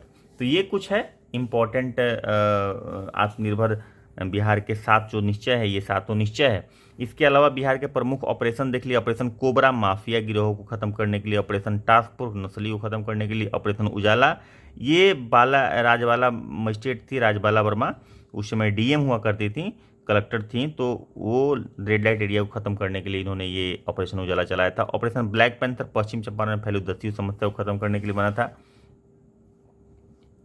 ऑपरेशन जगुआर अंग प्रदेश में और कोसी अंचल में डीआरएस में सक्रिय अपराधियों को कंट्रोल करने के लिए। ऑपरेशन धनवंतरी अवैध नकली औषधियों पर नियंत्रण करने के लिए। ऑपरेशन मानसून वर्षा ऋतु में संरक्षण वनों में हो रहे अवैध शिकार को रोकने हेतु वर्षा ऋतु में संरक्षित वनों में हो रहे अवैध शिकार। अच्छा, ऑपरेशन चाणक्य बाजार में दैनिक उपयोग की वस्तु में की जा रही मिलावट को समाप्त करना। चाणक्य से कंफ्यूज नहीं होना है, और ऑपरेशन चाणक्य जैसे ही आया तो ये नहीं समझना है कि इसमें कोई अर्थशास्त्र होगा या फिर इसमें पॉलिटिक्स होगा, इसमें ऐसा कुछ भी नहीं होगा। ये बाजार में दैनिक उपयोग की वस्तु में जो की जा रही थी मिलावट उसको समाप्त करने के लिए ऑपरेशन चाणक्य लाया गया था। ऑपरेशन फ्लड जानते हैं आप लोग, दूध के लिए। ऑपरेशन टोडरमल राज्य में भूमि सुधार के लिए आया था। और ऑपरेशन रोजगार सारण जिले में बेरोजगारी की समस्या को खत्म करने के लिए लाया गया था। ऑपरेशन कॉम्बिंग दमड़िया में हुए भीषण नरसंहार के आरोपियों को पकड़ने के लिए। और ऑपरेशन सिद्धार्थ माओवादी उग्रवाद से निपटने के लिए बना था। अच्छा, यहाँ तक हम आ गए थे। अच्छा, नहीं दिख रहा था, ओके, अभी तो दिख रहा होगा। टोडरमल हो गया भूमि सुधार के लिए। उसके बाद ऑपरेशन रोजगार जो है सारण जिले में बेरोजगारी को खत्म करने के लिए। कॉम्बिंग हो गया, ऑपरेशन कॉम्बिंग दमड़िया में हुए भीषण नरसंहार के आरोपियों को पकड़ने के लिए। और ऑपरेशन सिद्धार्थ माओवादी उग्रवादियों को उग्रवाद से निपटने के लिए नक्सल प्रभावित क्षेत्रों में चलाया गया अभियान, जिसके तहत क्षेत्र में सड़क, स्कूल, अस्पताल जैसी बुनियादी सुविधाएं मुहैया कराने पर जोर दिया गया। ऑपरेशन दशक, इसका उद्देश्य राज्य के आर्थिक एवं सामाजिक रूप से दुर्बल वर्ग की दशा सुधारने के लिए है। ऑपरेशन चारा, सीबीआई द्वारा चारा घोटाले की जांच एवं दोषियों को गिरफ्तार करने हेतु चलाया गया। ऑपरेशन दुग्दल मुदगल, वनों में पत्थरों की तस्करी करने वाले तस्कर पे कंट्रोल करने का ये है। तो ये हो गया बिहार का कुछ ऑपरेशन। और अब इसके आगे चलते हैं हम लोग। बिहार की जनगणना, ये जनगणना कब की है? 2011 की जनगणना है, लेकिन 2011 के बाद से कोई डाटा आया नहीं है उस तरह का डिटेल्ड में, तो हम लोग को इसी डाटा पे रिलाई करना पड़ेगा। हालांकि बहुत सारा चीज़ तो हम लोग देख चुके हैं, कुछ चीज़ें इसमें से हम लोग स्किप करते हुए निकलेंगे फटाफट। तो चलिए करते हैं। इसमें जनगणना हुई थी 2021 के अंतिम आंकड़ों के अनुसार बिहार की कुल जनसंख्या 10,40,99,495 452 करोड़ है, जो जिसमें पुरुषों की संख्या 52.14 है, महिलाओं की संख्या 14% है, महिलाओं की संख्या 47.86% है। फिगर आपके सामने है 4,98,12,21,295 और 5,42,78,157। चलिए, जनसंख्या की दृष्टि पे देश पे तीसरे स्थान पे भाई बिहार है। हम इतनी बार बोल चुके हैं, आप लोग को इसे याद हो गया होगा। यहाँ देश की कुल जनसंख्या का 806% निवास करती है। सर्वाधिक जनसंख्या वाला जिला कौन है भाई? तो पटना है। ये कितना है? 58,38,465 पॉपुलेशन है। जबकि न्यूनतम जनसंख्या शेखपुरा हम लोग डिस्कस कर चुके हैं 6,36,000। तो सर्वाधिक जनसंख्या टेबल ही देख लेंगे, इसी से काम चल जाएगा। पटना का सबसे ज़्यादा है और शेखपुरा का इधर न्यूनतम वाला में सबसे कम है। अच्छा, ग्रामीण जनसंख्या 88.71% पहले भी देखें। और शहरी जनसंख्या इसमें देख लीजिए। ग्रामीण सार्वजनिक जनसंख्या वाले जिले पूर्वी चंपारण और न्यूनतम जनसंख्या वाले जिले शेखपुरा। ये ग्रामीण की बात हो गई। सर्वाधिक ग्रामीण जनसंख्या वाला जिला पूर्वी चंपारण, सर्वाधिक ग्रामीण जनसंख्या वाला जिला ये पूर्वी चंपारण। और न्यूनतम ग्रामीण जनसंख्या वाला जिला, ग्रामीण सबसे कम किस में है? तो शेखपुरा में है, याद रखेंगे। उसके बाद शहरी जनसंख्या 11.29, 88.71 हो गया उधर। तो ग्रामीण तो 11.29, 1,17,58,016। पुरुषों की संख्या कितना हो गया? 62,04,300 और महिलाओं की संख्या 55,53,000। सर्वाधिक शहरी जनसंख्या वाला जिला पटना, ये तो बात पता है। जबकि न्यूनतम शहरी जनसंख्या वाला जिला शिवहर है। तो ये कुछ फैक्ट्स है जो आपको याद रखना पड़ेगा। पटना के बारे में तो आप लोग मान लीजिए कि सर्वाधिक शहरी जनसंख्या होगा, न्यूनतम जनसंख्या याद रखिए शिवहर है। और इसके अलावा जो इम्पोर्टेंट बात है, हालांकि इसका इम्पोर्टेंट वाला पार्ट हम लोग डिस्कस कर चुके हैं, फिर भी एक बार, ये सर्वाधिक शहरी और ये न्यूनतम शहरी। दशकीय वृद्धि इतनी रही, जबकि राष्ट्रीय औसत 17.17 है, 7 है, से करीब 7.7% अधिक है। जाहिर सी बात है, इसका जो डिफरेंस हो गया ये लिख दिया। तो दशकीय वृद्धि मतलब कि एक दशक में डिकेडल ग्रोथ जिसको बोलते हैं, एक दशक में जो ग्रोथ हुआ पॉपुलेशन का, वो ग्रोथ हुआ कितना? 2001 से लेकर 2021 तक बिहार का पॉपुलेशन 25.42% बढ़ गया, जबकि राष्ट्रीय पॉपुलेशन 17.7% से बढ़ा। नेशनल औसत जो है वो 17.7 है। ज्ञातव्य है कि बिहार का यह दशकीय जनसंख्या वृद्धि 1911 से 1921 के मध्य ऋणात्मक हो गई थी। तो ये बहुत ही इंपॉर्टेंट सवाल है, पूछता है ये सवाल इस तरह का, चाहे इंडिया के कॉन्टेक्स्ट में पूछता है कि किस डिकेड में पॉपुलेशन ग्रोथ निगेटिव था। तो बिहार के संदर्भ में ये 1911 से 1921 के बीच में निगेटिव में था, -97% निगेटिव में था।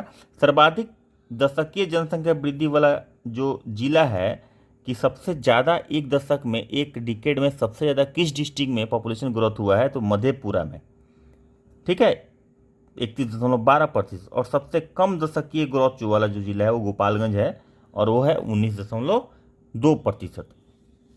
यहाँ मधेपुरा हो गया, यहाँ गोपालगंज हो गया। अभी जनसंख्या घनत्व पे आ जाएगी। जनसंख्या घनत्व जो बिहार का 2011 के हिसाब से वो 1106 है। जनसंख्या घनत्व आप लोग जानते हैं, पर स्क्वायर किलोमीटर में जो पॉपुलेशन होता है वो होता है, ठीक है। यह बहुराष्ट्रीय जनसंख्या घनत्व से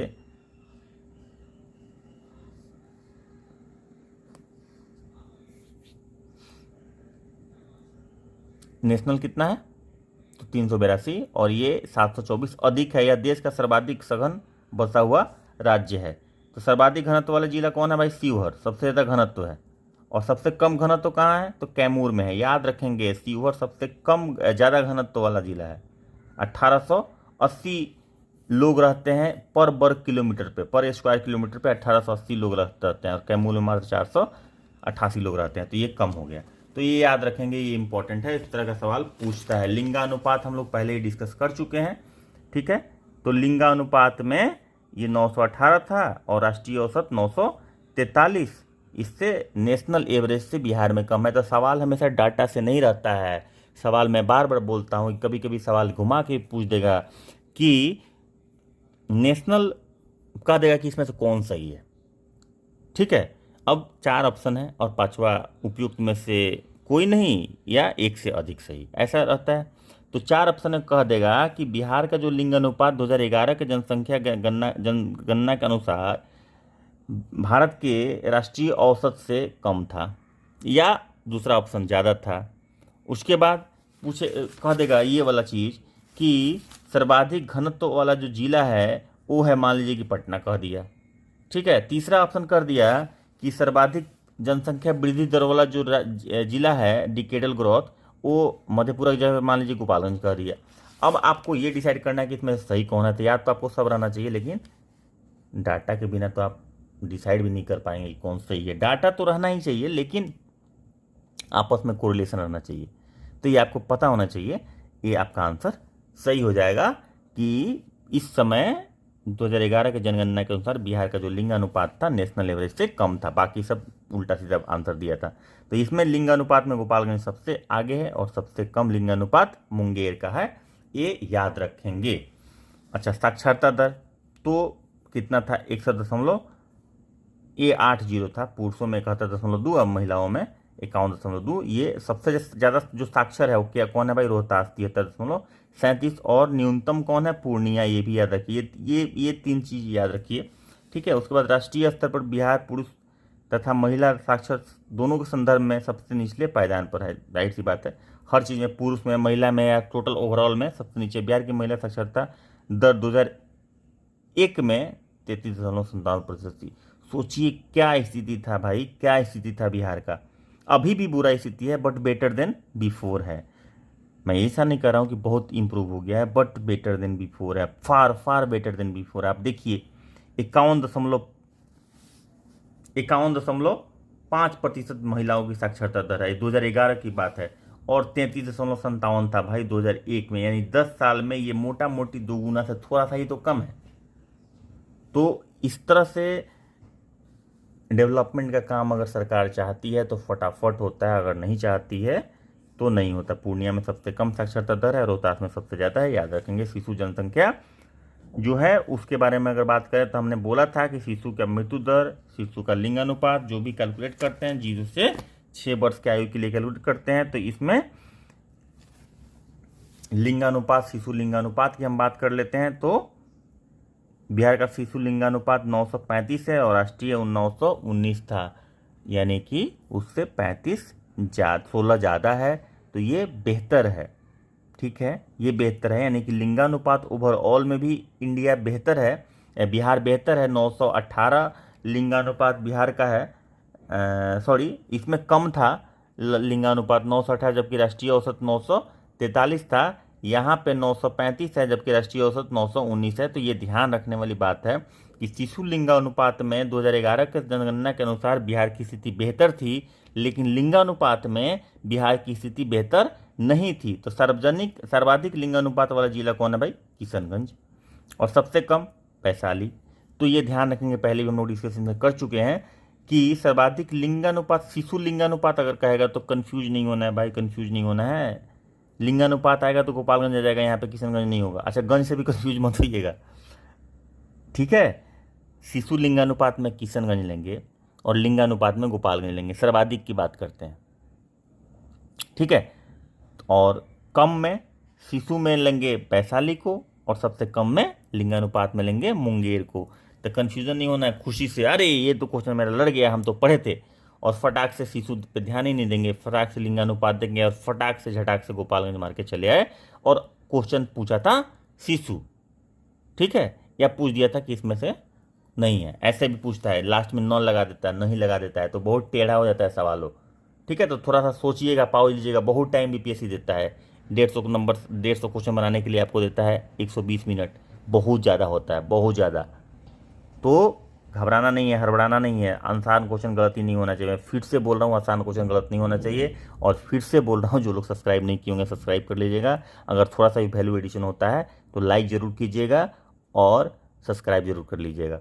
चलिए, जनसंख्या 2011 के अंतिम आंकड़ों के अनुसार बिहार में अनुसूचित जाति की संख्या, ये सब इंपॉर्टेंट नहीं है, उतना नहीं पूछेगा ये सब चीज़। वैसे सामने फिगर है लेकिन ये पूछेगा नहीं, हम लोग को वही चीज़ देखना है। ये धर्म हिंदू, ये मुस्लिम कितना प्रतिशत है, ये सब पूछेगा नहीं, लेकिन एक जानकारी के लिए रख लीजिए, मोटा मोटी रफ आइडिया निकालने के लिए। जब आप कोई सोशल डेवलपमेंट की बात अब करते हैं, जब मेंस लिखते हैं, सोशल डेवलपमेंट की बात करते हैं, तो वहाँ पे आपको लिखने के लिए इनपुट देने के लिए हो सकता है जन धर्म कितना कम है, कितना प्रोस्पेरिटी है, ठीक है। तो ये आप एक रेफरेंस, बौद्धिस्ट कितना कम है, सिख कितना कम है, माइनॉरिटीज़ में है, ईसाई कितना कम है, लेकिन कितना प्रॉस्पर है, ठीक है। तो आप रेफरेंस देने के लिए जब सोशल डेवलपमेंट की बात करेंगे ना, तो वहाँ पे लिख सकते हैं। तो एक फिगर मोटा मोटी, लेकिन ये फिगर बहुत इंपॉर्टेंट नहीं, डायरेक्ट आपसे नहीं पूछा है कि हिंदू कितने हैं, मुस्लिम कितने हैं।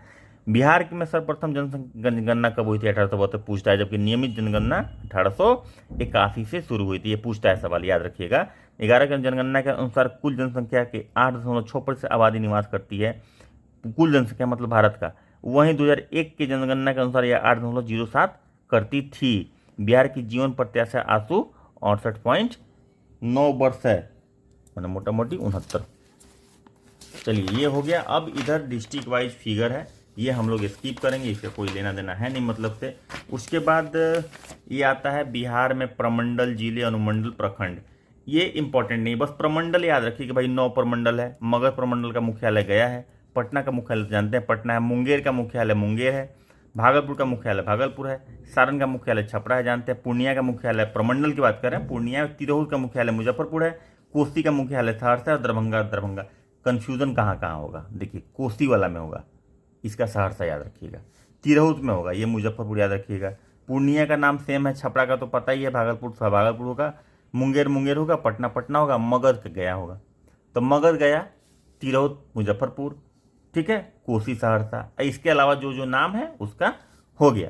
अभी जिला वाला याद रखने का जरूरत नहीं है, याद ही होगा आप लोगों को, इसको रटने का जरूरत नहीं। डायरेक्ट ऐसा नहीं पूछेगा किस प्रमंडल में आता है, इस तरह का सवाल नहीं पूछता है, वो बच्चों वाला सवाल होता है। आर्थिक सर्वेक्षण 2020-21, इसको हम अभी टाइम बिंग के लिए स्किप करते हैं। मुझे लगता है कि इससे कुछ खास इंटर होने वाला है नहीं। पॉइंटर्स देख लेते हैं थोड़ा सा, ठीक है। उसके बाद कुछ डिटेलिंग रहेगा, उसको हम लोग स्किप कर लेंगे। थोड़ा सा पॉइंटर्स ऊपर से देख लेते हैं। हाँ, तो बिहार आर्थिक सर्वेक्षण, बिहार इकोनॉमिक सर्वे 2020-21 हम लोग 2021-22 जो है ऑलरेडी कर चुके हैं और एक्सक्लूसिव कर चुके हैं, पूरा डिटेल में कर चुके हैं। तो उसको आप ज़रूर देखिएगा। ये हम वैसे स्पीड अप करके निकल लेंगे, क्योंकि इसमें डाटा पूछने का बहुत ज़्यादा चांस नहीं, क्योंकि लेटेस्ट डाटा बीपीएससी के पास है, तो पुराना डाटा क्यों पूछेगा। ठीक है। पुराने स्कीम्स के बारे में क्यों पूछेगा जबकि लेटेस्ट स्कीम है उसके पास, और पुराने नए डाटा जो सोशियो इकोनॉमिक डेवलपमेंट से रिलेटेड है तो मेरे ख्याल से नहीं पूछना चाहिए। लेकिन फिर भी हमें कोई भी स्टोन अनटर्न नहीं छोड़ना है, कोई भी उपाय ऐसा नहीं छोड़ना है जिससे कि कोई सवाल स्किप हो जाए, इसलिए हम लोग इसको भी करके जाएंगे, देख के जरूर जाएंगे। ठीक है, मैं थोड़ा स्पीड निकलूंगा, ध्यान रखेंगे आप लोग। तो ये मुख्यमंत्री वित्त मंत्री तारकिशोर प्रसाद 19 फरवरी 2021 को बिहार के आर्थिक सर्वेक्षण रिपोर्ट पेश किए थे। 19 फरवरी 2021 रिपोर्ट के अनुसार स्थिर मूल्य पर बिहार की अर्थव्यवस्था का विकास दर 10.5 थी। स्थिर मूल्य पर, ठीक है, ध्यान रखेंगे, जो राष्ट्रीय भारतीय अर्थव्यवस्था की वृद्धि दर से अधिक है। ठीक है, स्थिर मूल्य पर 10.5 थी। उसमें हम लोग क्या देखे थे 2021 में, 2021 में दर जो थी तो 2.5 थी। कोविड की वजह से बहुत हो गया, जबकि निगेटिव में चला गया था इंडिया का ग्रोथ रेट जीडीपी का जो था -7.5%। तो उसको जाके जरूर देखिएगा। 19-20 में बिहार का सकल राज्य घरेलू उत्पाद जीएसडीपी वर्तमान मूल्य पर 6,11,804 करोड़ था। ठीक है, और 4 लाख कांस्टेंट मतलब स्थिर मतलब कांस्टेंट प्राइस पे 4,14,977 करोड़ था। उसके बाद 19-20 में बिहार का निबल राज्य घरेलू उत्पाद वर्तमान मूल्य पर 5,62,000 करोड़ था, और 11-12 के स्थिर मूल्य पर 3,77,000 करोड़। बेसिक ये 11-12 बार बार जो लिख रहा है ना, 11-12 बेस ईयर है, बेस ईयर बोलते हैं, जिसमें हम लोग कोई डेट एक ईयर फिक्स करते हैं, उसके हिसाब से कैलकुलेट करते हैं। डिटेल के लिए आप फिर से मैं बोल रहा हूँ, बिहार इकोनॉमिक सर्वे 21-22 हमारा वीडियो देख लीजिएगा चैनल पे जाके, उसमें डिटेल में समझाया गया है बेस ईयर क्या है, क्यों सेलेक्ट किया जाता है और कैसे सेलेक्ट किया जाता है, क्या प्रोसीजर है उसका। राज्य प्रति व्यक्ति सकल राज्य घरेलू उत्पाद वर्तमान मूल्य का 50,735 रुपये था, जबकि नया वाला में 55,000 क्रॉस कर चुका है। 2011-12 के स्थिर मूल्य पर यह 34,413 था। 3 प्रमुख क्षेत्र प्राथमिक, द्वितीयक और तृतीयक में से प्राथमिक क्षेत्र के हिस्से में लगातार गिरावट आई है। अब ये सवाल एक बनता है कि लगातार गिरावट प्राथमिक क्षेत्र में आई है तो ये क्यों आती है। ठीक है, एक्चुअली इस क्षेत्र में गिरावट नहीं आती है। आप नेशनल में भी देखेंगे ना, नेशनल के लेवल पे मतलब इंडिया के लेवल पे, तो इसमें भी आपको गिरावट दिखेगा पिछले 10-20 साल में। लेकिन ऐसा नहीं है कि आप तो हर साल देखते हैं कि प्रोडक्शन जो हमारा क्रॉप का है वो बढ़ते जा रहा है, हर साल एक माइलस्टोन हम लोग अचीव कर रहे हैं क्रॉप प्रोडक्शन में। तो फिर प्राथमिक क्षेत्र का या माइनिंग में भी, तो अब फिर प्राथमिक क्षेत्र का कंट्रीब्यूशन कम कैसे हो रहा है? तो प्राथमिक क्षेत्र का कंट्रीब्यूशन खुद के परफॉर्मेंस की वजह से कम नहीं हो रहा है, ये तो परफॉर्म कर ही रहा है। दूसरे जो सेक्टर है, खासतौर पर टर्शियरी सेक्टर जो है, सेकेंडरी नहीं टर्शियरी सेक्टर में इतना ज़्यादा ग्रोथ हो रहा है कि ओवरऑल ग्रोथ इसका आपको माइनस में या कम दिखने लगता है। कंट्रीब्यूशन, ग्रोथ नहीं कंट्रीब्यूशन, ग्रोथ तो ऐसा सच ही रहेगा। Contribution in the GDP, 3 sector contribution होता है ना अलग अलग, कि कितना कंट्रीब्यूट करता है जीडीपी में, तो ये कम होता जा रहा है। तो कंट्रीब्यूशन जाहिर सी बात है, एक का कंट्रीब्यूशन बढ़ेगा तो ओवरऑल तो 100 ही कंट्रीब्यूशन होना है ना, तो एक का कंट्रीब्यूशन बहुत ज़्यादा बढ़ेगा तो दूसरा जो कंट्रीब्यूट कर रहा था उसका परसेंटेज के टर्म में कम हो जाएगा, इसलिए आपको कम दिखेगा। अब ज़्यादा डिटेल करेंगे जब हम लोग इकोनॉमिक्स पढ़ेंगे, तब लूसेंट वाला बने रहिएगा, उसको भी हमने पढ़ना है।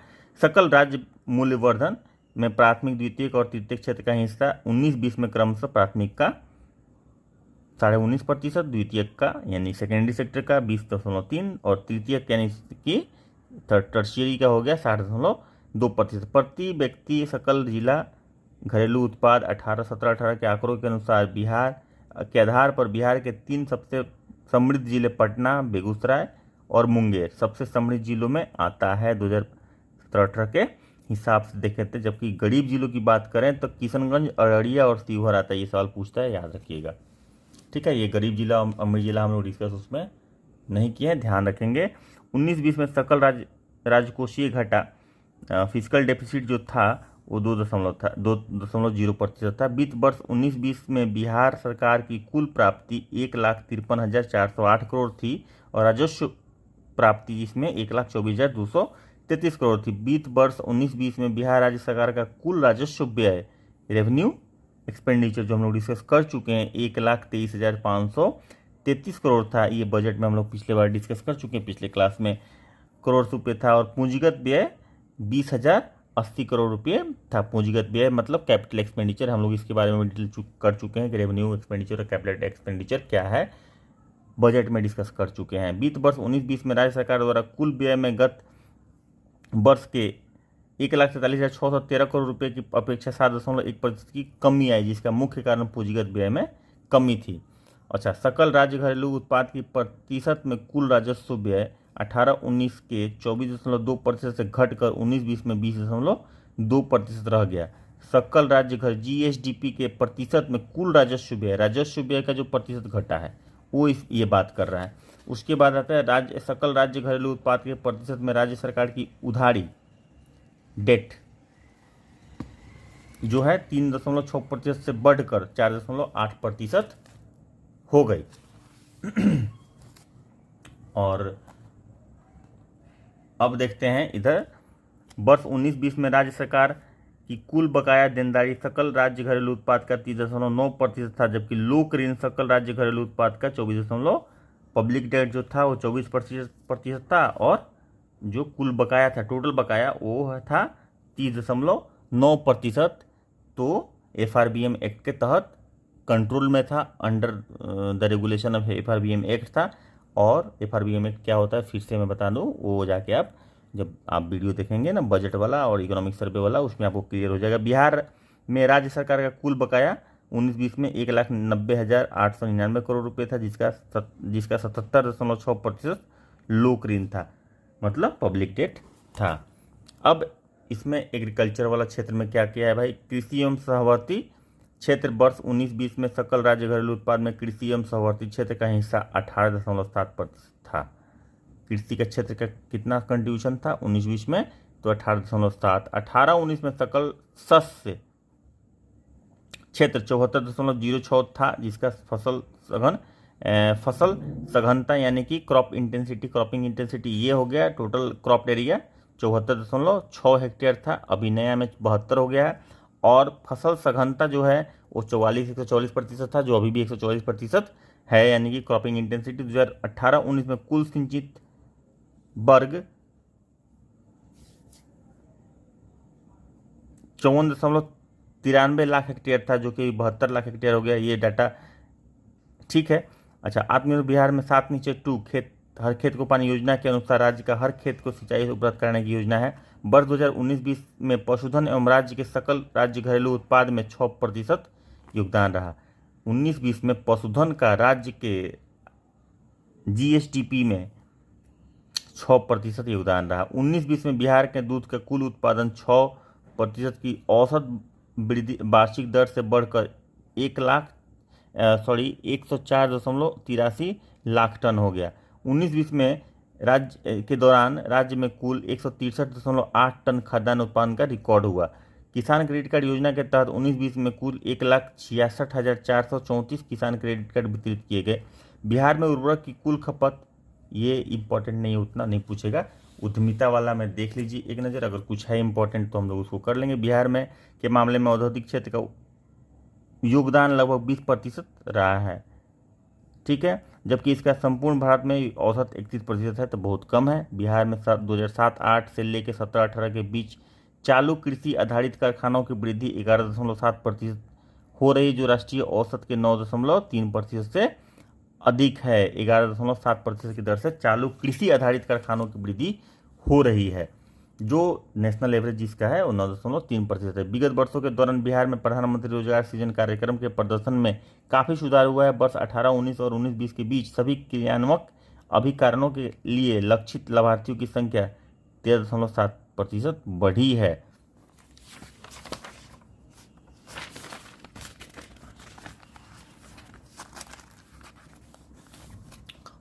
हाँ, अब देखते हैं बिहार में औद्योगिक निवेश प्रोत्साहन नीति जो आया है, Bihar industrial investment and promotion policy 2016 के तहत दिसंबर 2020 तक 262 इकाइयों में काम करना शुरू किया तथा इन इकाइयों का कुल 1886.42 करोड़ रुपये का निवेश हुआ है। तो ये जो आया है Bihar industrial investment promotion policy, BIIP, Bihar industrial investment promotion policy 2016, ये फुल फॉर्म पूछ सकता है, कभी कभी ध्यान रखिएगा। श्रम नियोजन, श्रम नियोजन एवं प्रवास, पुरुष एवं महिला दोनों के लिए श्रमिक संख्या जनसंख्या अनुपात देश के प्रमुख राज्यों के बीच बिहार में सबसे कम है। महिला श्रमिक जनसंख्या अनुपात ग्रामीण में बिहार पे 4% थी और शहरी में 5.7%। ग्रामीण बिहार में निर्भरता अनुपात 61.1% के उच्च स्तर पर है, जो संपूर्ण भारत के 49.5% से 11.6% अधिक है। यही शहरी बिहार में निर्भरता अनुपात 52.8% था, जो संपूर्ण भारत के 40.5% से 12.3% अधिक है, यानी कि दोनों केस में बिहार पीछे है।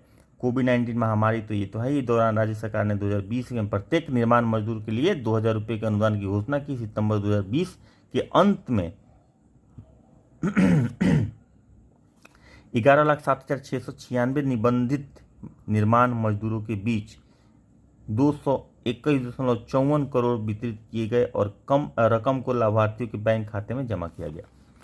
अधिसंरचना एवं संचार, बिहार में कुल 58 राष्ट्रीय राजमार्ग है, जिनकी कुल लंबाई 2020 तक 5475 किलोमीटर जो पड़ चुके हैं। 2005 में लगभग 1940 किलोमीटर अधिक है। 2005 से लगभग 1940 किलोमीटर ये अधिक है। राष्ट्रीय मार्ग 58 है और इसकी लंबाई दिसंबर 2020 में 5475 किलोमीटर है।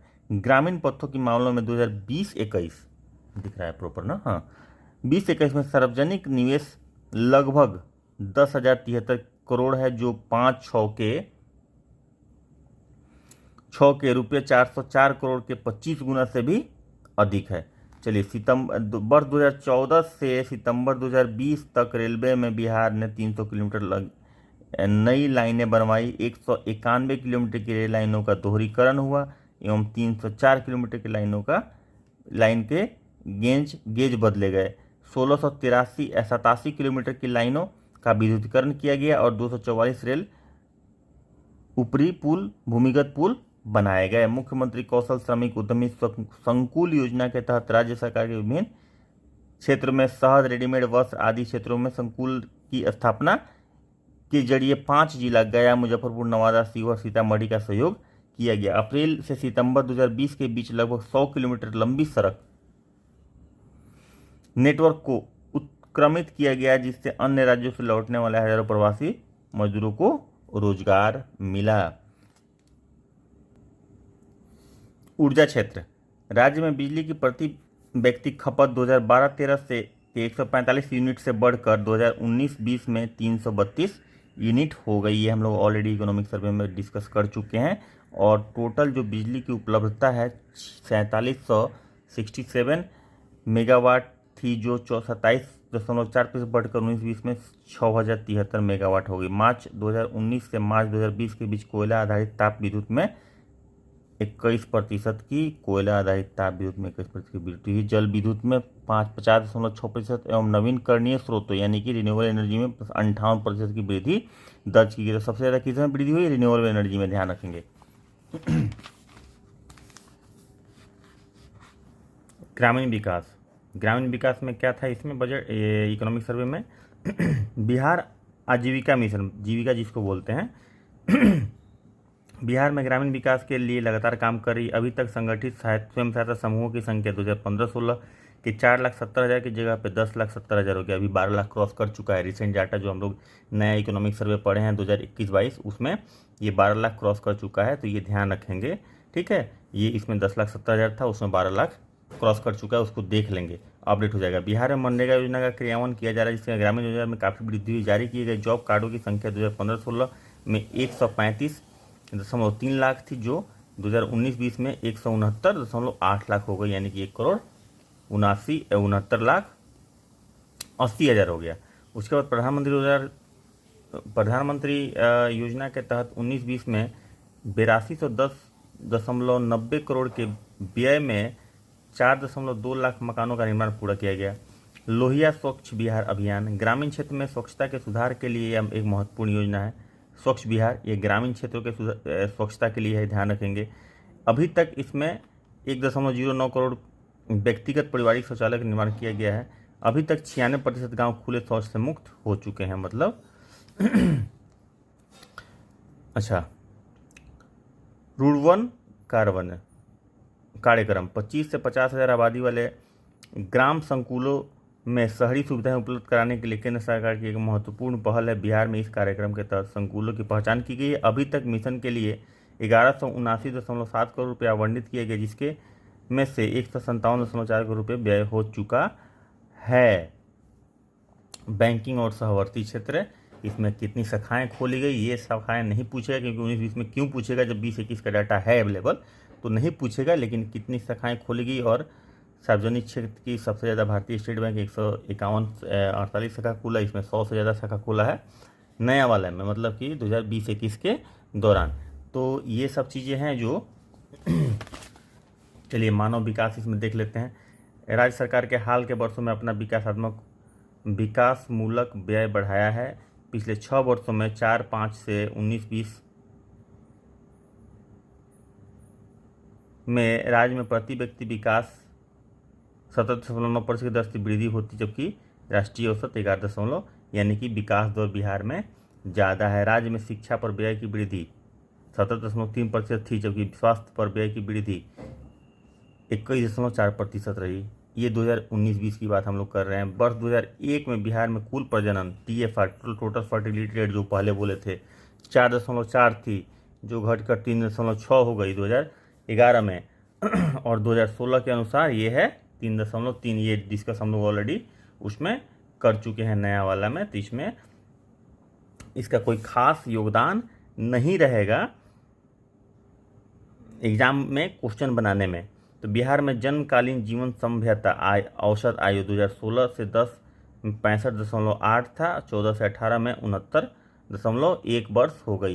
ये लेटेस्ट है। 68 जगह एक जगह था वो मिसप्रिंट था, ध्यान रखेंगे। 69.10 हो गया ये 2014 से 18 वाले रेंज में। 2019-20 में प्रति अस्पताल प्रति माह पहुँचने वाले रोगियों की संख्या 95 से 70 थी, जबकि 16 में यह संख्या 89 से 96 थी। अस्पताल में पहुँचने वाले रोगियों की संख्या 5.8% वृद्धि दर्शाती है। वृद्धि कम हुआ ना, 19 में रोगियों की संख्या इतना था, जबकि इतना हो गया, बढ़ गया।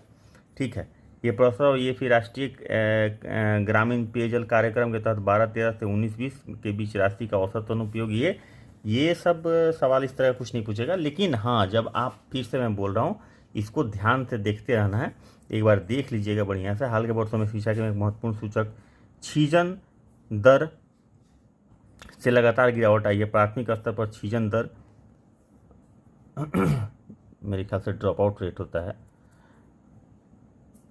11-12 में 31.7%, 18-19 में 21.35% रह गया है। मेरे ख्याल से इनरोलमेंट ड्रॉप आउट रेट है ये शायद। इसी अवधि में उच्च प्राथमिक स्तर पर यह गिरावट 1.89% की अंकों के थी, जो 12-13 के 46.70% से 2018-19 में 44.81% रह गई। तो ये एक ध्यान देने वाली बात है कि आप जब सोशल डेवलपमेंट के बारे में लिखेंगे बिहार के, या डेवलपमेंटल एस्पेक्ट के बारे में लिखेंगे, कि अगर पूछ दिया जाए कि स्वास्थ्य सेवाओं में बहुत सुधार हुआ है, इस वाक्य की विवेचना करें या क्रिटिकली एग्जामिन दिस सेंटेंस, तो आप इन सब चीज़ों को उसमें लिख पाएंगे। स्वास्थ्य सेवा का हो गया, या शिक्षा के क्षेत्र में हो गया, या सोशल डेवलपमेंट की बात करें तो उसमें लिख पाएंगे। तो ये सब चीज़ इनपुट की तरह उसमें काम करेगी। बाकी पीटी में बहुत ज़्यादा इसका महत्व तो नहीं होगा, क्योंकि ऑलरेडी हमारे पास रिसेंट का डाटा है ऑलरेडी। तो किसमें मध्य महाजन भोजन योजना में कितने लोग को खाना मिला, कितना पैसा खर्च किया गया, ये बहुत इंपॉर्टेंट नहीं है पीटी पॉइंट ऑफ व्यू से, लेकिन दिमाग में एक बार घूमते रहना चाहिए। बाल विकास चाइल्ड डेवलपमेंट में बात करें तो बिहार में 48% आबादी 0 से 18 वर्ष समूह के बच्चों की है। बहुत बड़ी आबादी है। 0 से 18 वर्ष वायु समूह के बाल लिंग अनुपात 2001 के 883 से बढ़कर 2011 में 897 हो गया। 0 से 18 वर्ष आयु के समूह के लिए अनुसूचित जाति और जनजाति का लिंग अनुपात क्रमशः इतना है। ठीक है। समेकित बाल विकास केंद्र सेवा केंद्र सरकार के अग्रिम कार्यक्रमों में से अभी 544 परियोजनाएं कार्यालयों के जरिए समेकित बाल विकास सेवा कार्य सेवा राज्य के सभी 38 जिलों में चल रही है। समेकित बाल विकास सेवा के लिए बजट का प्रावधान क्रमशः बढ़ता रहा। 15-16 से लेके 1490 से लेके अभी 20-21 में 1723 करोड़ हो गया है। साक्षरता दर हम लोग ये डिस्कस कर चुके हैं, 61.8% था। लिटरेसी रेट 2011 में 61.8% था, जो 2001 के 47% से 14.8% अधिक थी। 7 से 8 वर्ष उम्र समूह के में साक्षरता दर 79.1% थी, और इस उम्र समूह में 2011 में 5.4% अंकों का लैंगिक अंतराल दिखा। तो ये सब है। उसके बाद अगर पर्यावरण की बात करें तो पर्यावरण में इसमें कुछ खास इसमें नहीं रहेगा, क्योंकि ऑलरेडी लेटेस्ट डाटा मैं फिर से बोल रहा हूँ कि आ गया है। वर्ष 2019-20 में बिहार में 1094 मिलीमीटर वर्षा हुआ। दक्षिण पश्चिम मानसून से बारिश होती है बिहार में, सबको पता है, और पिछले 5 वर्ष में क्या हुआ। तो ये सब चीज़ें हैं, इसमें कुछ खास इम्पॉर्टेंट नहीं है from PT point of view से। अब आता है इसका बजट। तो बजट में भी हम लोग इसमें कुछ खास देखेंगे नहीं, क्योंकि हम लोग ऑलरेडी 2020-21-22 का बजट देख चुके हैं। उसमें जो हमारा एक अलग से वीडियो है, डेडिकेटेड वीडियो है, दोनों के लिए डेडिकेटेड है, इकोनॉमिक सर्वे के लिए भी और बिहार बजट के लिए भी। तो 21-22 का बजट हम लोग नहीं देखेंगे। हम लोग इसका जो मेन कंटेंट है, जो एग्जामिनेशन पॉइंट ऑफ व्यू से इसमें कुछ दिया हुआ है, इस बजट का जो मुख्य बिंदु है, वित्तीय वर्ष 21-22 का कुल व्यय बजट 2,18,302 करोड़ रुपए था, जो वित्तीय वर्ष 2020-21 से के अनुमान से 65,141.21 करोड़ रुपए अधिक था। 7 निश्चय 2 उसमें भी हम लोग डिस्कस किए हैं, और इसमें भी 2020-25 का डिस्कशन कर चुके हैं। ठीक है, तो ये सब चीज़ें उसमें आएगा। जो चीज़ें इसमें दिया हुआ है ना, खाली वैल्यू इसका चेंज होगा, बाकी सारा कुछ आएगा। तो उसमें हम लोग इंग्लिश और हिंदी दोनों में डिस्कस किए हैं, तो बहुत अच्छे से आपको समझ में आएगा। ठीक है, और बाकी इसमें अगर आप कुछ देखते हैं तो ये मोटा मोटी एक फिगर देख लीजिए। इसमें देखने के लिए कुल प्राप्तियां 2,18,502 करोड़ है, राजस्व प्राप्ति 1,86,000 है, और पूंजीगत प्राप्तियां 32,000 करोड़ है, जबकि अभी पूंजीगत प्राप्तियां 41,000 करोड़ हो गया है, जिसमें उधारी सबसे ज़्यादा है 40,000 करोड़, और 430.20 करोड़ यही है, और ये 40,000 करोड़ हो गया, ये बहुत बढ़ गया है। ठीक है, तो ये सब चीज़ आप कंपैरेटिव एनालिसिस कर सकते हैं। कुल व्यय 2,18,302.70, 2,18,500, मतलब यहाँ पे हम लोग स्पष्ट देख सकते हैं कि कुल प्राप्ति है 2,18,502 और 300, तो 200 करोड़ का मोटा मोटी हमारा सरप्लस है। टोटल रिसीट और टोटल पेमेंट की बात करें तो राजस्व बचत की बात करें तो 9195.90 करोड़ है, और राजकोषीय घाटा 22,510.78 करोड़ है, जबकि नया वाला में 23-24 में क्या 22-23 में क्या हो गया है, वो 25,000 प्लस करोड़ हो गया, 25,800 कुछ करोड़ हो गया है। तो वो चीज़ एक कंपैरेटिव आप देख सकते हैं कि बढ़ा हुआ है। ठीक है, और उसके बाद राज्य के जो स्रोत हैं वो उसमें हम लोग देखें, वाणिज्य कर सबसे ज़्यादा, इसमें भी सबसे ज़्यादा है, स्टैम्प ड्यूटी उसके बाद। ठीक है, उसके बाद गैर कर मतलब कि नॉन टैक्स, ये टैक्स वाला है, ये नॉन टैक्स है। नॉन टैक्स में झारखंड से वही 310.50 करोड़ आता है पेंशन वाला फंड में। उसके बाद खनन में आता है सबसे ज़्यादा पैसा। ठीक है, सिंचाई में 50 करोड़, ब्याज की प्राप्तियाँ उसके बाद सबसे ज़्यादा आता है, खनन में भी ये 3300 करोड़ के आसपास है। तो बढ़ा हुआ फिगर है इस बार का। तो ये है टोटल। और कृषि विभाग में बाकी क्या हुआ, पशुपालन, मत्स्य विभाग, संयोग, ये सब चीज़ रहेगा इसमें। ये सब चीज़ बहुत इंपॉर्टेंट नहीं है मेरे ख्याल से।